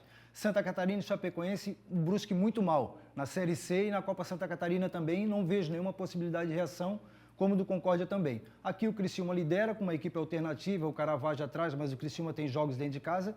Vai ser o primeiro, o Caravaggio também não deve deixar escapar. Camboriú e Tubarão estão mal também na competição. Acho que não tem muita novidade aqui, a não ser o grupo aqui o C, que é do Joinville com o Blumenau, Nação e Carlos Genoa. Talvez o Carlos Genoa esboce uma reação. No mais, Blumenau e Joinville, certamente um dos dois já garante uma vaga. E o Concórdia, né, que é o atual campeão, não está dando certo, não deu certo esse ano, né? A grande decepção. Decepção. Montou uma estrutura, montou um bom elenco e não consegue pontuar na competição, tá mal. Sandrão, obrigada. Angélica. Sandro Ventura, obrigada por ter vindo mais uma vez. Imagina. Daqui uns dias tu volta de novo pra Com gente certeza. falar, segunda fase e tudo mais. Obrigado. Valeu, Sandro. Obrigada. Sandro Ventura aqui com a gente no SCC Esporte. E agora, vamos falar da Série D bem rapidinho, porque a CBF divulgou as datas da final do Campeonato Brasileiro da Série D. O Barra, nosso finalista catarinense. Vamos colocar aqui na tela? Jogo de ida, próximo sábado, Santa Cruz e Barra, jogo fora de casa lá na Arena Pernambuco. E tá aqui, ó, grande decisão, o jogo de volta no dia 4, às 4 horas da tarde, no estádio Arena Barra, em Itajaí, Barra e Santa Cruz. A gente pode ter aí o Barra como campeão da Série D, a vaga na Série C já garantida. E pra gente encerrar o SCC Esporte, bora falar de Copa Sul-Americana aqui na tela do SCC SBT. É hoje! O Fluminense recebe o Lanús da Argentina pela partida de volta das quartas de final da competição. Flávio Vini, que acompanhou a preparação do Flusão, que vai contar com o apoio da torcida tricolor e traz todos os detalhes pra gente. É hora de a torcida do Fluminense fazer a diferença mais uma vez no Maracanã. O time precisa vencer o Lanús por 2 gols nesta terça-feira para chegar à semifinal da Copa Sul-Americana. Um trunfo importante para isso é o apoio que vem da arquibancada. A previsão é de casa cheia. Mais de 30 mil ingressos já foram vendidos antecipadamente. O Fluminense não perde em competições internacionais no Maracanã há mais de 4 anos. São 22 jogos de invencibilidade com 18 vitórias e 4 empates. Martinelli, nessas horas, a torcida faz muita diferença? O apoio é fundamental do torcedor? Com certeza. Acho que quando a torcida está com a gente dentro do Maracanã, faz uma grande festa. Eu acho que é o 12º jogador. A gente sempre comenta que a torcida vai embalar a gente dentro do campo, vai dar um combustível a mais. Nesse período invicto, o clube foi campeão da Libertadores em 2023 e da Recopa no ano passado. O objetivo agora é o título inédito da Copa Sul-Americana. Acho que a gente tem um grande elenco, uma grande equipe. Então acho que todo mundo está sonhando sim com esse título e a gente vai em busca dele para fechar esse pacote. O técnico Renato Gaúcho ganhou um reforço para o jogo decisivo contra o Lanús. O lateral direito Samuel Xavier volta após se recuperar de uma lesão na coxa. Renato conta também com o retorno de outros 6 titulares que foram poupados no triunfo contra o Vitória no último sábado em Salvador pelo Campeonato Brasileiro. Eles ficaram no Rio se preparando para o duelo pela Sul-Americana. Certeza que o nosso torcedor vai estar no Maracanã lutando, apoiando o tempo todo e a gente vai em busca do resultado que nos interessa, que é a virada e, se Deus quiser, a gente conseguir mais uma semifinal, que é o nosso objetivo. Força máxima e estádio lotado de tricolores. O Fluminense está pronto para mais uma decisão no Maracanã. E esse jogaço você acompanha aqui na tela do SCC SBT. E pra gente encerrar o SCC Esporte de hoje, informação que veio agora, tu vê que não para. A gente saiu do ar, mas mesmo assim as coisas não param. Realmente deve se confirmar a saída do técnico Jair Ventura do Avaí. Inclusive, o Avaí joga o próximo jogo quinta-feira contra a Chapecoense e, muito possivelmente, técnico Jair Ventura não esteja mais à frente da equipe, deve estar se encaminhando para assumir o Vitória da Bahia, Jair Ventura. Então essa é a informação agora, de agora, e claro que a gente vai ficar acompanhando tudo isso e traz as informações aqui no SCC Esporte. Agora sim, Henrique Zanotto e Maria Esther seguem na sua companhia aqui no SCC Meio Dia. Eu volto amanhã. Tchau! Valeu, Angélica, muito obrigado. Fortes emoções para os torcedores do Avaí ainda nessa reta final da Série B. Para quem imaginou um acesso, agora sem o treinador, vai ter que ficar ali no meio de tabela, fugindo, né, da zona do rebaixamento. Deixa eu pedir para a produção, por gentileza, colocar o nosso WhatsApp, porque essa reportagem que a gente vai trazer agora, que eu fiz junto com o Orionto Junto nessa manhã em São José, veio através da sua sugestão. Então, você em qualquer região do estado de Santa Catarina, pode acionar a nossa equipe, o contato para você que está fora do DDD 48, né? Aí você coloca ali 99162-2676. Vou repetir bem devagarzinho. 99162-2676. Você de qualquer região do estado tem uma sugestão, tem uma reportagem que você quer ver aqui no SCC Meio Dia? E manda essa sugestão, então, para o nosso WhatsApp, que a nossa equipe aí da sua região vai fazer essa cobertura. Vejam só, gente, o que acontece. A ousadia constante de furtos, arrombamentos e um prejuízo incalculável para comerciantes de São José, que chegaram no início dessa semana, mais uma vez foram surpreendidos pela ação criminosa desses ladrões. A reportagem é minha e do Orionto e você confere aqui na tela do SCC Meio Dia. Estamos no sertão do Imaruim, comunidade que cresce, assim como o município de São José. Vejam só a estrutura desse loteamento. Aqui nós temos diversos galpões da área comercial, área industrial e também residências. Agora, o que esses moradores e comerciantes estão sofrendo é com os constantes casos de furto. Vejam só essa imagem, se você já viu algo parecido. O material que foi colocado para evitar que os ladrões subam no poste e levem a fiação elétrica, o que tem acontecido com uma frequência impressionante. No início dessa semana, todos esses galpões aqui não puderam trabalhar, não funcionaram, não abriram as portas. Olha só o que eles fizeram aqui. Essa grade que está no chão foi arrancada para cometer o furto. Olha só, é uma grade de alumínio. Foi quebrada.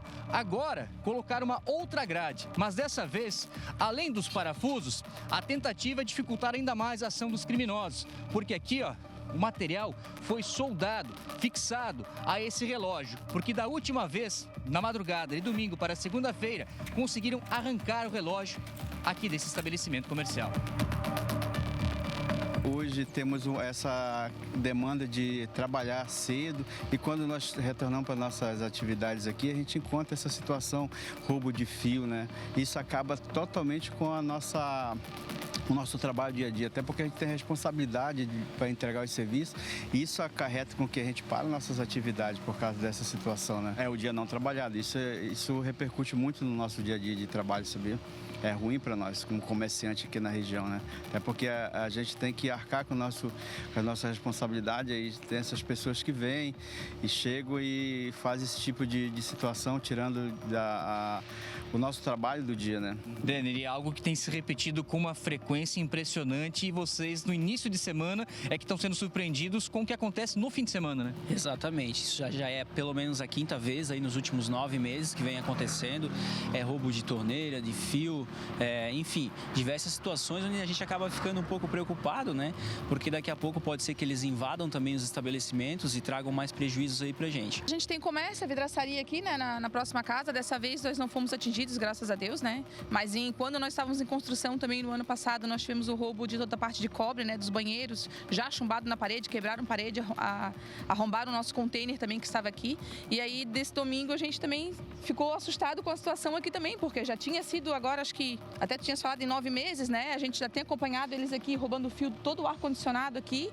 E dessa vez, mais uma vez, não foi só de um e de dois, né? Foi de todos eles, inclusive do espaço ali de eventos também, né? Então é um prejuízo muito grande, né? Porque todos têm que arcar com prejuízo, né? Tá complicado. Tá difícil. É uma luta diária, bem complicada. A gente não luta só por nós mesmos, mas por todos nós, porque é um prejuízo que vem ao decorrer de todos os dias e, infelizmente, ocorre muito à luz do dia. E no teu galpão, como é que foi a situação aí? Então, a primeira vez roubaram uma torneira na parte de fora, né? Até aí tudo ok.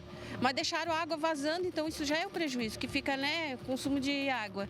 Aí da próxima vez levaram toda a fiação da energia, chegamos numa segunda-feira para trabalhar com os funcionários, passamos um dia parado, com prejuízo, sem poder sair para fazer a instalação, porque dependia de energia.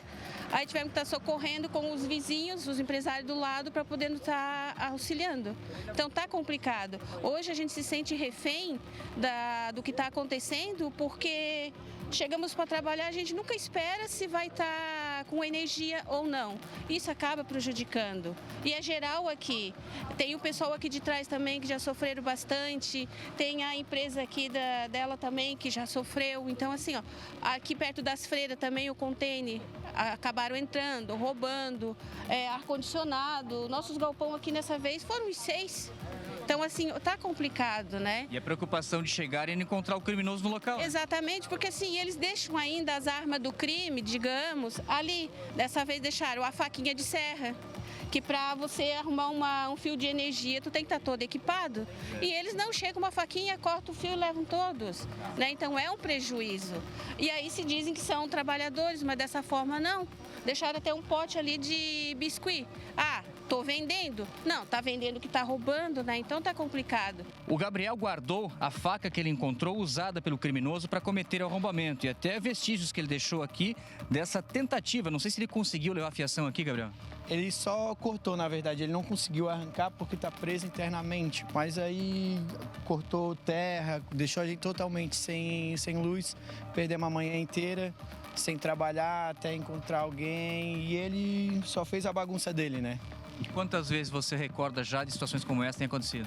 A minha, por sorte, foi a primeira vez, mas entre nós aqui, vizinhos, eu já contei de 5 a 6 ocorrências. Então já tá virando rotina para eles, né? Virou realmente um trabalho. O trabalho de roubar. Aí ele esqueceu a arma dele de trabalho aqui, eu deixei guardada para vai que um dia ele queria voltar, né? A gente não sabe, a cara de pau dele está cada vez maior, né? Então, vamos ver. E bem aqui na esquina existe a câmera de monitoramento, o que não evitou essa sequência de furtos aqui no Sertão do Imaruim, em São José. Eu vou conversar agora com a Sara, que é outra comerciante que também está no prejuízo, e ela me contou o seguinte, que nesse muro havia uma cerca elétrica. Agora o que aconteceu com a cerca?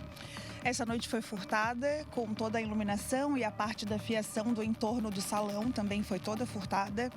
É a 5ª vez que isso está acontecendo só esse ano. Eu tenho 5 boletins de ocorrência em relação a isso e a gente realmente aqui está abandonado. A gente precisa de um pouco de atenção nessa área porque tá impossível.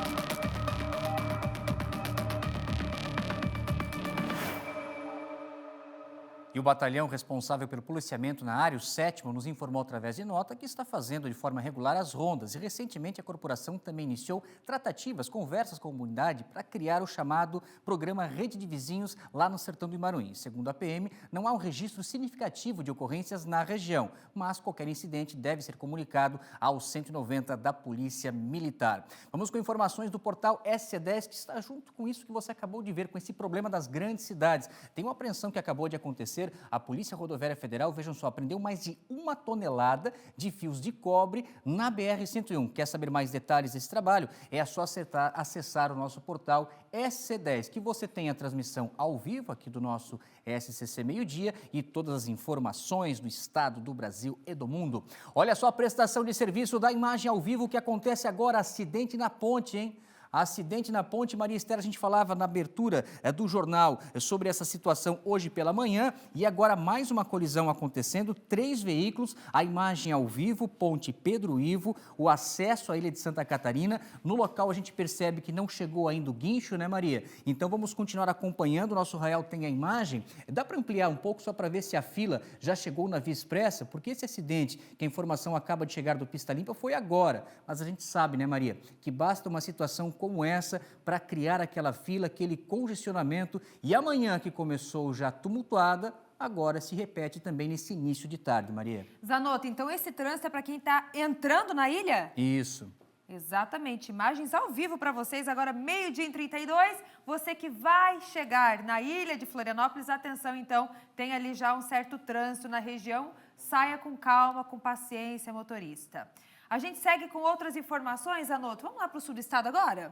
Vamos lá. Hoje acontece mais uma edição da Expo Mais em Criciúma. É um grande evento, né, para falar de network, a troca de relacionamentos, de informações, gestão e marketing. E quem traz a informação para a gente do sul do estado, Maristela? Quem? É ela, Emanuela Justino, está no local do evento, vai trazer essas informações e a gente quer saber como é que está a movimentação por aí, Manu. É contigo a informação. Bom dia. Oi, Maria. Oi, Zanotto. Bom dia mais uma vez. Já estou por aqui na sede da SIC. O pessoal está fazendo os últimos preparativos porque vai ser daqui a pouquinho, às 2 horas da tarde, o início, então, de mais uma edição da Expo Mais aqui na sede da Associação Empresarial de Criciúma. O pessoal já, claro, já começa a vir, né, mas vai intencionar mais um pouquinho depois. Eu estou aqui com a Dani, que é curadora de conteúdo e vai falar um pouquinho mais sobre essa edição. A gente falou na semana passada, mas a gente sabe que hoje o pessoal quer ter um trabalho de qualidade que também tem uma vida de qualidade. Nem tudo é só trabalho, né, Dani? Então, é basicamente esse o assunto que vai ser falado aí nesses 2 dias? Verdade, a gente está buscando um equilíbrio, né? Então, esse ano, a Expo Mais traz como tema principal performance como equilíbrio, como uma proposição que o bem-estar também é um eixo de inovação e desempenho. A gente vai ter aí diversos especialistas tratando desse tema, então a gente começa a nossa programação hoje às 14 horas com José Salib Neto, que vai falar sobre liderança disruptiva, e também teremos, fechando a noite, Gil Jardelli, que é especialista em tecnologia e vai estar falando sobre inteligência artificial e inteligência humana. Um debate bem atual também. Tem que ter um equilíbrio entre as duas coisas aí, né? Com certeza. E a gente até falava que a inteligência artificial trouxe para nós a oportunidade de falar ainda mais sobre a inteligência humana. Então, a gente vai tratar um pouquinho desses temas. Legal. Até o Isaac está mostrando aqui o local, gente. Está tudo muito bonito. Vai ter o coffee break aqui. Então, o pessoal vai poder fazer o network e conversar com o pessoal, porque assim, são pessoas de várias áreas, de vários segmentos. E às vezes, né, gente, a gente fica ali só na rede social com aquela bolha, né? Só conhece o pessoal da mesma área, que trabalha no mesmo setor, no mesmo ramo. Então, aqui é a oportunidade de conhecer outras pessoas, trocar contatos e ter essa experiência também. Dani, amanhã também vai ter. O que vai ter amanhã? E só uma informação bem importante, né? Para quem ainda não adquiriu, que quiser vir, ainda dá tempo? Ainda dá tempo. Temos últimos ingressos. A gente sabe que o brasileiro sempre deixa para a última hora, né? Então, temos aí. Corre lá no expomais.com e garante o ingresso. É super fácil comprar. A gente tem um evento hoje e amanhã. Ambos os dias têm o mesmo horário, então das 2 da tarde até as 8 da noite. E amanhã a gente abre o dia com um tema importante, né? Que Daniel Keller vai falar pra gente, vai fazer a palestra antes de tudo às pessoas. E a gente encerra o dia com uma neurocientista, que é a Carla Tiepo. E ela vai falar um pouquinho, assim, da curiosidade que a gente tem, que é como o nosso cérebro funciona. Então, ela vai explicar um pouco como que a gente produz, né? Constrói o equilíbrio como virtude e como que a gente ensina o nosso cérebro a performar. Então, a gente tem aí, eu falei 4, mas a gente tem 12 palestrantes hoje e amanhã distribuídos na nossa programação. E como tu falou, o networking acontece o tempo todo, né? A gente tem aqui pessoas da indústria, do serviço, do comércio, do agro. Então, são vários setores no mesmo espaço conversando e aprendendo junto. Fechou, obrigada, Dani. Fica aí o convite. Então é isso, né? A gente tem vários espaços aqui que o pessoal pode tirar foto, fazer vídeo também, para registrar. E é isso, a gente vai estar aqui acompanhando também mais uma edição da Expo Mais, que começa hoje, já, daqui a pouquinho, às 2 horas da tarde, aqui na SIC, em Criciúma. Volto com vocês aí no estúdio. Justino, pelas informações. A gente vai seguindo por aqui. Agora, 12h36, previsão do tempo. Bora lá.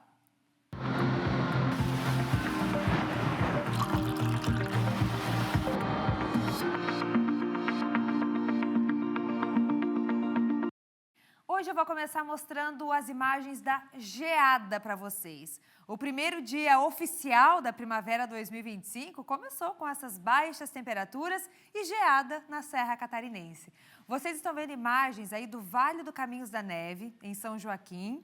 Os vidros, olha só, pessoal, dos carros congelados, pegou muitos moradores de surpresa. E aí o Michel Lenhag, que é o nosso caçador de geadas, está sempre enviando todos esses registros, disse que o pessoal teve que recorrer às chaleiras com água quente para limpar os para-brisas, como a gente mostrou ali para vocês agora. E aí, com essa geada de hoje, Santa Catarina registra ao todo 91 dias com geada em 2025. Essas imagens belíssimas que a gente mostra para vocês hoje aqui na abertura da previsão do tempo. Mas esse friozinho não foi só na Serra não, viu? Tivemos baixas temperaturas pela manhã em todo o nosso estado. Mas agora, com o sol presente nessa terça-feira, as temperaturas ficam mais agradáveis, dá para dizer assim. Olha só, no extremo oeste, mínima de 6, mas a máxima chega a 21. Então a gente tem uma boa amplitude térmica, dá para dizer isso. Na região oeste, a mínima é de 4 e a máxima é de 20. Meio oeste, a máxima é de 18 graus, não sobe tanto, assim como na Serra Catarinense, com mínima de 2 nos termômetros. Vindo aqui para a nossa faixa leste, as temperaturas já sobem um pouco mais. Podemos chegar a 22, 23 graus, mas as mínimas também são baixas. Então, de manhãzinha e à noite, o frio está presente ainda. Com o sol, como eu disse, as temperaturas ficam mais agradáveis. E amanhã, Santa Catarina continua com predomínio de tempo firme aqui no nosso estado. O sol aparece de novo em todas as regiões, mas no decorrer do dia, pessoal, nós temos aumento de nuvens no litoral e áreas próximas, com condições de chuva isolada, uma chuva mais fraca no fim do dia por conta da circulação marítima. De novo, podemos sim ter registro de geada nas primeiras horas do dia na região serrana. À tarde, as temperaturas ficam mais amenas. Então, olha aqui comigo. Gaspar, na região do Vale, pode chegar aos 23, mas amanhece com 10. São Francisco do Sul, que fica no norte, a máxima é de 23, também mais agradável. Biguaçu, aqui na Grande Florianópolis, amanhece com 11, mas chega a 22 graus nessa quarta. Xanxerê, região oeste, também tem 22 de máxima. Tubarão, no sul do estado, amanhece com 10 e chega a 21. E Rio Rufino, mínima de 5 e máxima de 20 graus na região serrana. Quero aproveitar e dar um aviso da Defesa Civil ainda para amanhã, porque o mar, gente, continua agitado entre a Grande Florianópolis e o litoral sul, com ondas de até 3 metros de altura, com risco moderado para atividades de pesca e navegação. Previsão do tempo para vocês por aqui? Vamos fazer uma pausa?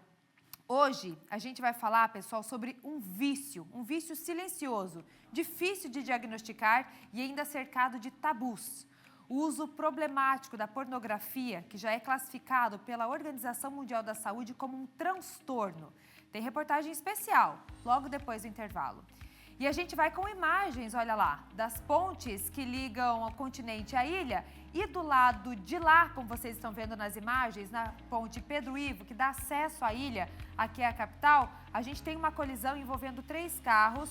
Como o Zanotto trouxe aqui agora pra gente, só danos materiais, não há feridos. O guincho acabou de chegar lá, como vocês conseguem ver, e isso está causando essa lentidão ali na região, mas os carros serão removidos em instantes, essa é a informação que a gente traz. Vamos fazer assim então, Maria, a gente vai ao intervalo comercial. Na sequência, vamos ver se dá tempo, né, de retirar esses veículos e liberar o trânsito, porque a cada minuto com essas pistas interrompidas, são pelo menos 2 faixas de rolamento, vai aumentando a fila na Via Expressa. Então a gente atualiza já na sequência.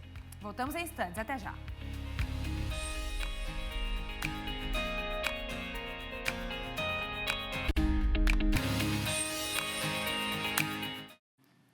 Estamos de volta com o nosso SCC Meio-Dia e pela imagem ao vivo que estamos acompanhando, né, Maria Esther? Foi rápido o trabalho do guincho.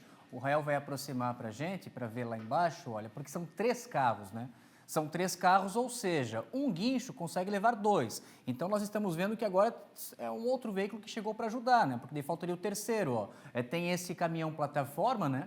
Tem o caminhão plataforma que está na pista da esquerda e ao lado aquele guincho que a gente já está acostumado a ver sempre quando acontece alguma situação próximo às pontes, às cabeceiras, que também está no local. Então, Maria Esther, permanece, não sei se a gente tem a foto já, para mostrar que foi uma colisão simples, né? Uma colisão traseira, que muitas vezes é aquela distração, né? O carro da frente freia, reduz a velocidade, o motorista que vem atrás não percebe. Olha só, Maria, como está, já a gente vai ver na sequência, a fila, né? Já atravessa toda a extensão da 282 da Via Expressa. Exatamente, ali à direita da sua tela a gente consegue mostrar para vocês no mapinha como é que já está afetando o trânsito, tem essa lentidão toda. Então você que vai chegar em Florianópolis, vai entrar na ilha, sai agora de casa com paciência, com um tempinho a mais, porque ainda está causando uma lentidão, ó.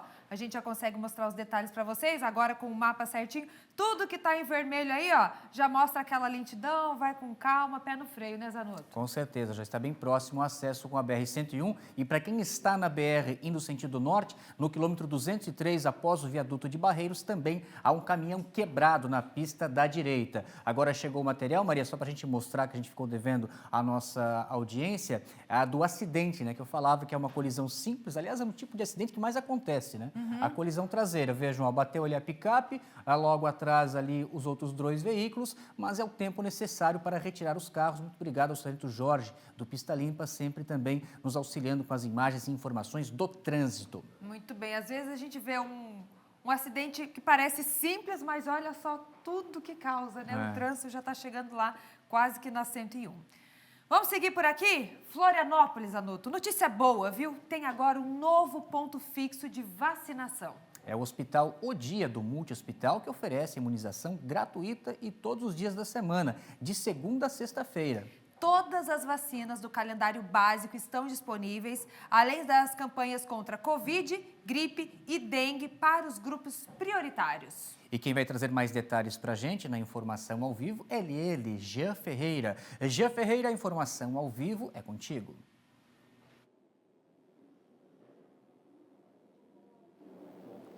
Zanotto, Maria, mais uma notícia boa a gente está trazendo aqui, né? Mais uma oportunidade agora para quem mora, né? Principalmente no sul da ilha, aqui região toda dos bairros do sul da ilha, aqui no Multi-Hospital, esse ponto de vacinação, como vocês bem falaram. A gente está aqui já nesse local, né? Nesse novo ponto de vacinação, com a Maria Virgínia, que é a enfermeira aqui, que aplica a vacina, para a gente perguntar para ela, Maria, o que tem disponível aqui, quais são e quais são as principais ali? Tem algumas que têm algumas regras específicas, né, de prioridade, de grupo específico. Como é que vai funcionar? Boa tarde. Boa tarde. Nós temos todas as vacinas que tem todas as salas de vacinação de Florianópolis. Nós temos vacinas como gripe, Covid para grupos prioritários, a vacina da dengue para pacientes de 10 a 16 anos, HPV de 9 a 19 anos e todas as vacinas do calendário nacional de imunização. Perfeito. Para quem quer procurar esse serviço aqui, Maria, como faz, o que precisa trazer, qual horário? Nós precisamos de um documento com foto e a caderneta de vacinação. E o horário é de 9h30 a meio-dia e das 13 horas às 16h30. Qualquer um, então, pode vir aqui, está aberto para todos os públicos. Continuam os outros pontos de vacinação, Maria? Isso, continuam os outros pontos de vacinação e a gente está aberto para toda a população. Perfeito, uma boa notícia aí, Maria e Zanotto, para quem está procurando. A gente chegou aqui, já tinha gente esperando para receber aqui a imunização, então daqui a pouquinho a Maria já vai aplicar essas vacinas e você que ainda não sabia desse novo ponto, desde ontem, segunda-feira, a partir de agora então, uma nova sala, um novo ponto aqui para vacinação em Florianópolis. A gente volta ao estúdio com essa boa notícia, Maria e Zanotto. Tá certo, Jean. Muito obrigada pelas informações. Mais um ponto fixo de vacinação aqui em Florianópolis. Notícia boa para a saúde. Com certeza. Maria, a gente segue falando sobre saúde, mas um vício silencioso, difícil de ter um diagnóstico, ainda mais porque é cercado de tabu, porque envolve a intimidade de cada pessoa. Agora, o que acontece? Esse uso exagerado se torna um problema quando envolve conteúdo adulto, classificado pela Organização Mundial da Saúde já como um transtorno, mas o número de pessoas afetadas continua um mistério. Uma indústria que movimenta bilhões de dólares. Apenas um site do setor recebe mais de 30 bilhões de visualizações por ano, com mais visibilidade do que gigantes do audiovisual. Mas na prática, quem admite consumir este conteúdo? O tema lucra até mesmo para quem vai contra a corrente. Um aplicativo que ajuda a combater a pornografia, lançado há pouco mais de um ano, já ultrapassou 1 milhão de downloads em mais de 120 países, com 150 mil usuários ativos. A plataforma reúne recursos como botão de pânico, ativação de câmera em risco de recaída, metas de autocontrole, fóruns de apoio, bloqueio de sites. A renda mensal ultrapassa os R$2.700.000. Mas qual é o problema prático? Por que isso se tornou uma questão de saúde pública? I think it's a worldwide problem, but pornography, it really messed up my life in a lot of ways. And, the thing is, it became a thing where I didn't tell anybody. My dad had a Playboy left out at age 5. Até eu entender o que estava acontecendo, porque eu era uma criança, demorou muito tempo.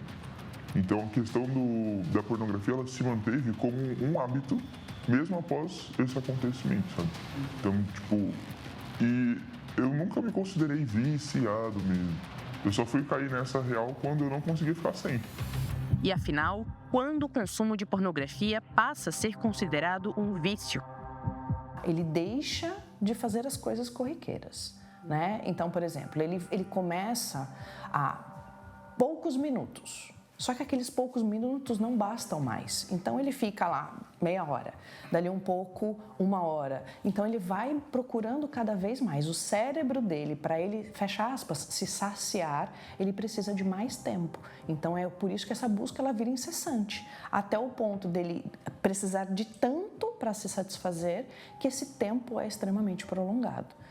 Já atendi pacientes que ficavam 10, 12 horas assistindo pornografia por uma breve satisfação. E mesmo assim não atingiu. Embora o uso problemático da pornografia seja considerado pela Organização Mundial da Saúde como um transtorno de comportamento sexual compulsivo, ainda não há dados consolidados de quantas pessoas são afetadas. E essa ausência de estatística está ligada em parte ao fato de o assunto ainda ser pouco discutido publicamente e muitas vezes tratado como tabu. Este homem de 20 anos, que prefere não se identificar, conta que a prática é comum entre meninos nas escolas. Na escola também, tipo, pô, entre aspas, né, muito normal, tipo, um adolescente chegar, tipo, olha esse vídeo assim, aleatoriamente, tipo assim, sem contexto, sem aviso prévio, ele só te joga na tua cara, assim, tu fica sem reação, eles fazem isso só de zoeira mesmo, tipo, isso era padrão, tipo, todo homem já deve ter passado por isso, eu tenho, tipo, certeza absoluta. Compartilhar uma possível falta de controle numa rede de amigos não era uma possibilidade. Tinha amigos meus que me comentavam que tipo, eles tinham trocentas abas abertas e ficavam trocando vídeo a cada segundo. Então, eles assistiam um pouco de um, fechavam, assistiam um pouco de outro, fechavam e ia, tipo, isso ia afundando ainda mais as coisas. Depende muito da roda de amigos, mas a grande maioria, eu acho que tipo 90% ou 99% dos homens não veem isso como um problema. E só vê quando está no último estágio. Mas as consequências estão presentes no dia a dia de quem está imerso nesse mundo. A disposição para viver é muito baixa. É como se você tivesse uma nuvem, eu gosto muito de dar esse exemplo, é tipo uma nuvem muito pesada na tua cabeça, que tá chovendo e fazendo tempestade, sabe? Tipo, tu acorda e tá tudo barulhento, né? E tu não entende o porquê isso tá acontecendo, sabe? Só que aí quando tu vê a raiz do problema e para, essa nuvem, ela sobe um solzinho, sai os raios solares e faz e aí tu consegue viver, sabe? Então eu vejo que tem muito essa diferença no comportamento e no prazer que tu tem na vida. Para a questão de vício... A sexóloga explica que, assim como outras compulsões, o consumo excessivo de pornografia altera a resposta do cérebro à dopamina, o neurotransmissor do prazer. E o resultado pode ser a necessidade crescente de estímulos cada vez mais intensos. E é pesado mesmo. A gente já atendi casos realmente que eram bem preocupantes. O tipo de filme que as pessoas procuravam na internet. Né? Enfim, a gente pode entrar até nas coisas mais macabras aí.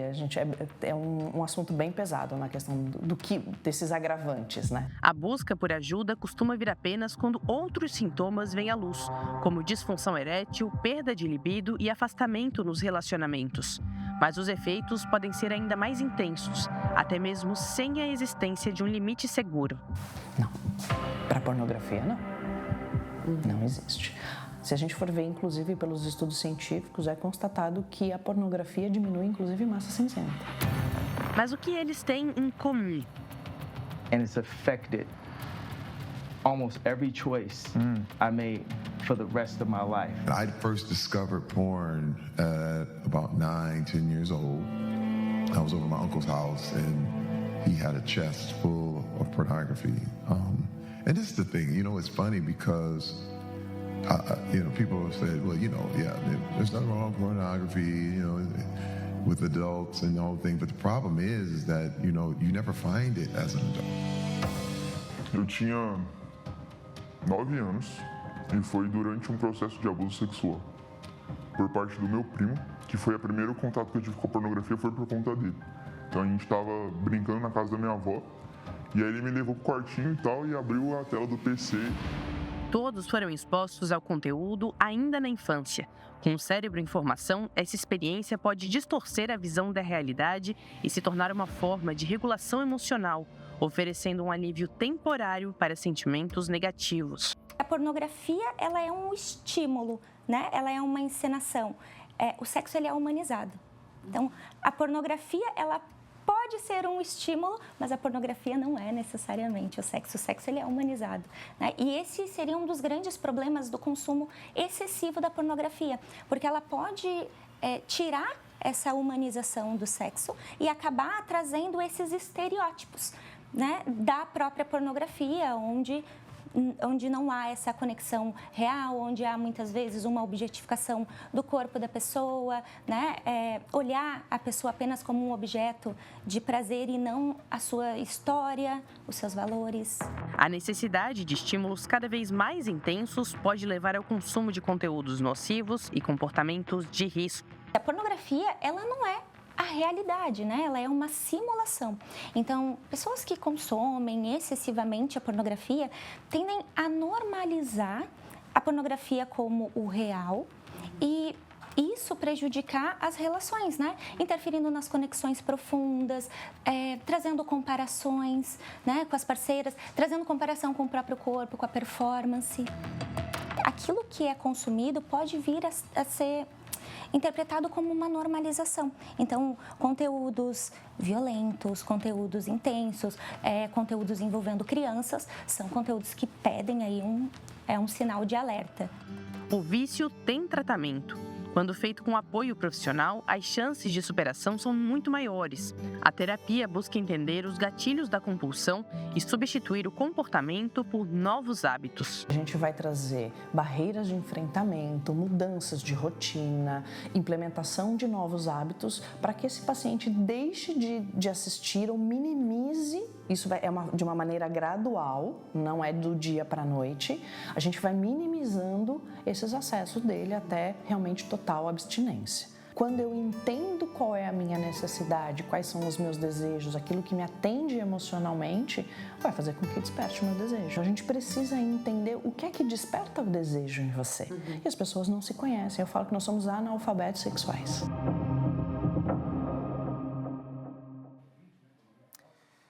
E uma informação dessa manhã aqui no centro da capital, na Avenida Gustavo Richard, nós tivemos um caso que foi comunicado à Polícia Militar com atendimento também do Corpo de Bombeiros, uma pessoa em situação de rua que foi encontrada já sem vida. É uma vala, gente, que corta aqui essa região, porque nós temos a estação de tratamento de esgoto da Casan, onde foi encontrado esse homem, ainda não foi identificado, confirmado o nome dele, mas a polícia já constatou, a princípio, né, porque ainda vai passar por uma análise, nenhum sinal de violência. Então, a morte pode ser ocasionada por a chamada causa natural, que vai ser investigado ainda pela polícia científica. Vamos com a imagem ao vivo do trânsito aqui na capital, como está a situação da ponte Pedro Ivo. Já observamos agora que 2 veículos foram retirados pelo guincho plataforma e nesse exato momento, Maria Esther, o terceiro carro envolvido nessa colisão, para quem está chegando agora, foram somente danos materiais, ninguém ferido, mas foi um tempinho até a retirada desses veículos para depois liberar o trânsito que deve acontecer na sequência. Vamos seguir com outras informações por aqui. Agora, 12h58. A gente vai falar de solidariedade e de salvar vidas. Em Itapema, acontece nesta semana mais viagens para o Hemosc de Blumenau. E tem novidade para quem deseja doar sangue, mas não consegue se deslocar até a outra cidade. Cris Pinheiro, conta pra gente quais são essas mudanças.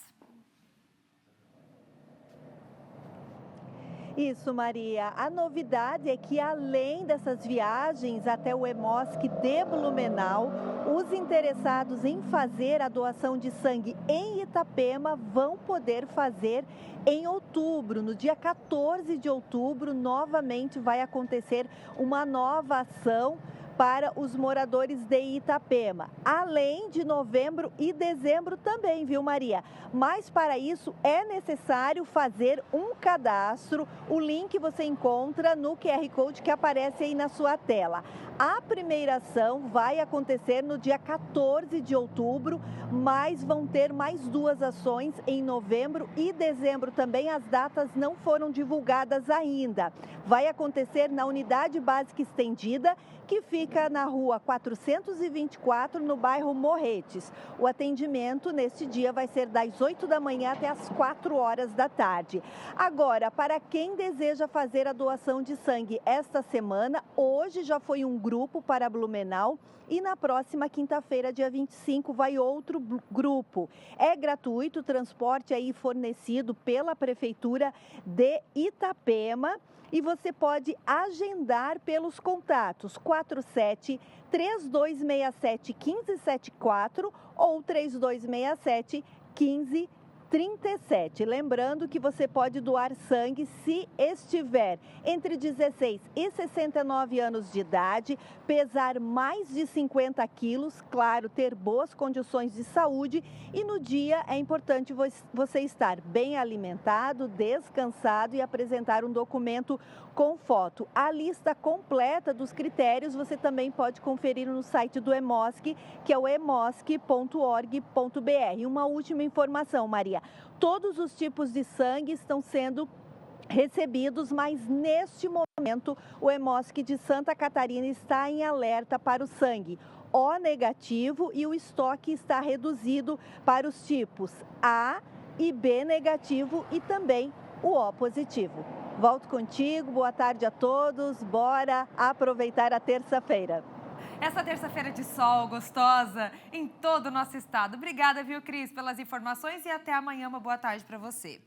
Vamos continuando por aqui, nós estamos mostrando aquele acidente que agora há pouco aconteceu ali nas pontes que ligam a ilha ao continente, na ponte Pedro Ivo. Isso. E agora a gente tem a imagem de que o trânsito foi liberado.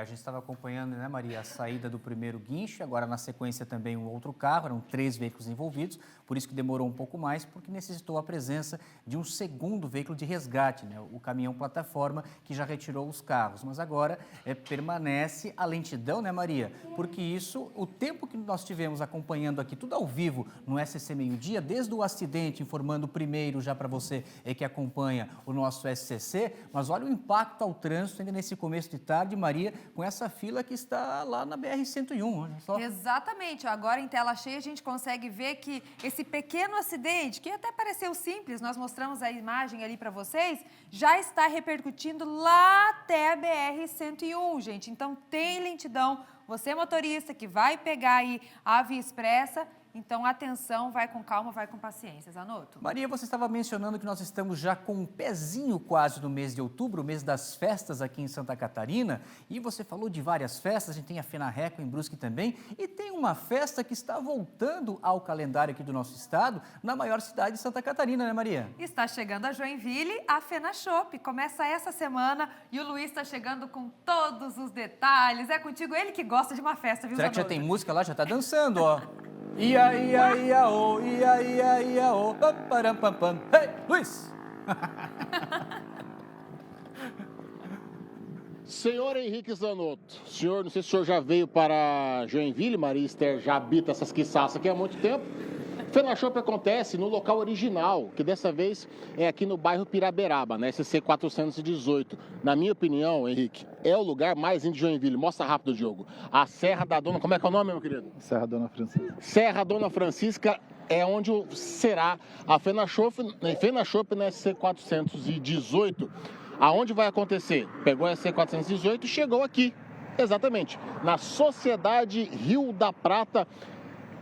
Sempre foi aqui. Sempre aconteceu aqui, durante alguns anos acabou saindo de local, foi para outros locais aqui em Joinville e agora retorna ao nosso local original. E olha lá, ô Diogo, consegue dar um zoom pra gente, meu querido? O Diogo odeia quando eu faço isso, Henrique, mas é que o pessoal tá pedindo para mostrar, porque tá todo mundo vendo o SCC SBT, olha lá, ó. Todo mundo acompanhou a estreia do Henricão aqui no SCC SBT, são trabalhadores da FENASHOP 2025. Luiz, quando acontece? 25, 26, 27 e 28, nesse final de semana. E lá no outro final de semana de outubro, primeiro final de semana de outubro, acontece também essa festa maravilhosa. Então, dia 25, quinta-feira, o convite está feito a todos. Esperamos que vocês venham aqui para a FENASHOP na Sociedade Rio da Prata, na SC 418. Agora é o seguinte, ó, o Henrique, o senhor Armando Bus, que o senhor conheceu recentemente, ele falou que um negócio aqui, então eu vou ligar aqui para uma mulher aqui, ó. Deixa eu ver se ela me atende aqui, ó. Bota aqui pra mim, Diogo, meu filho. Alô? Dona Renata? Tudo bom, dona Renata? O Hermano Bus falou que eu poderia tomar um chopp na quinta-feira. Com quem que eu tenho que ver? Com o Henrique e com a Maria? Tá, pera só um minutinho então.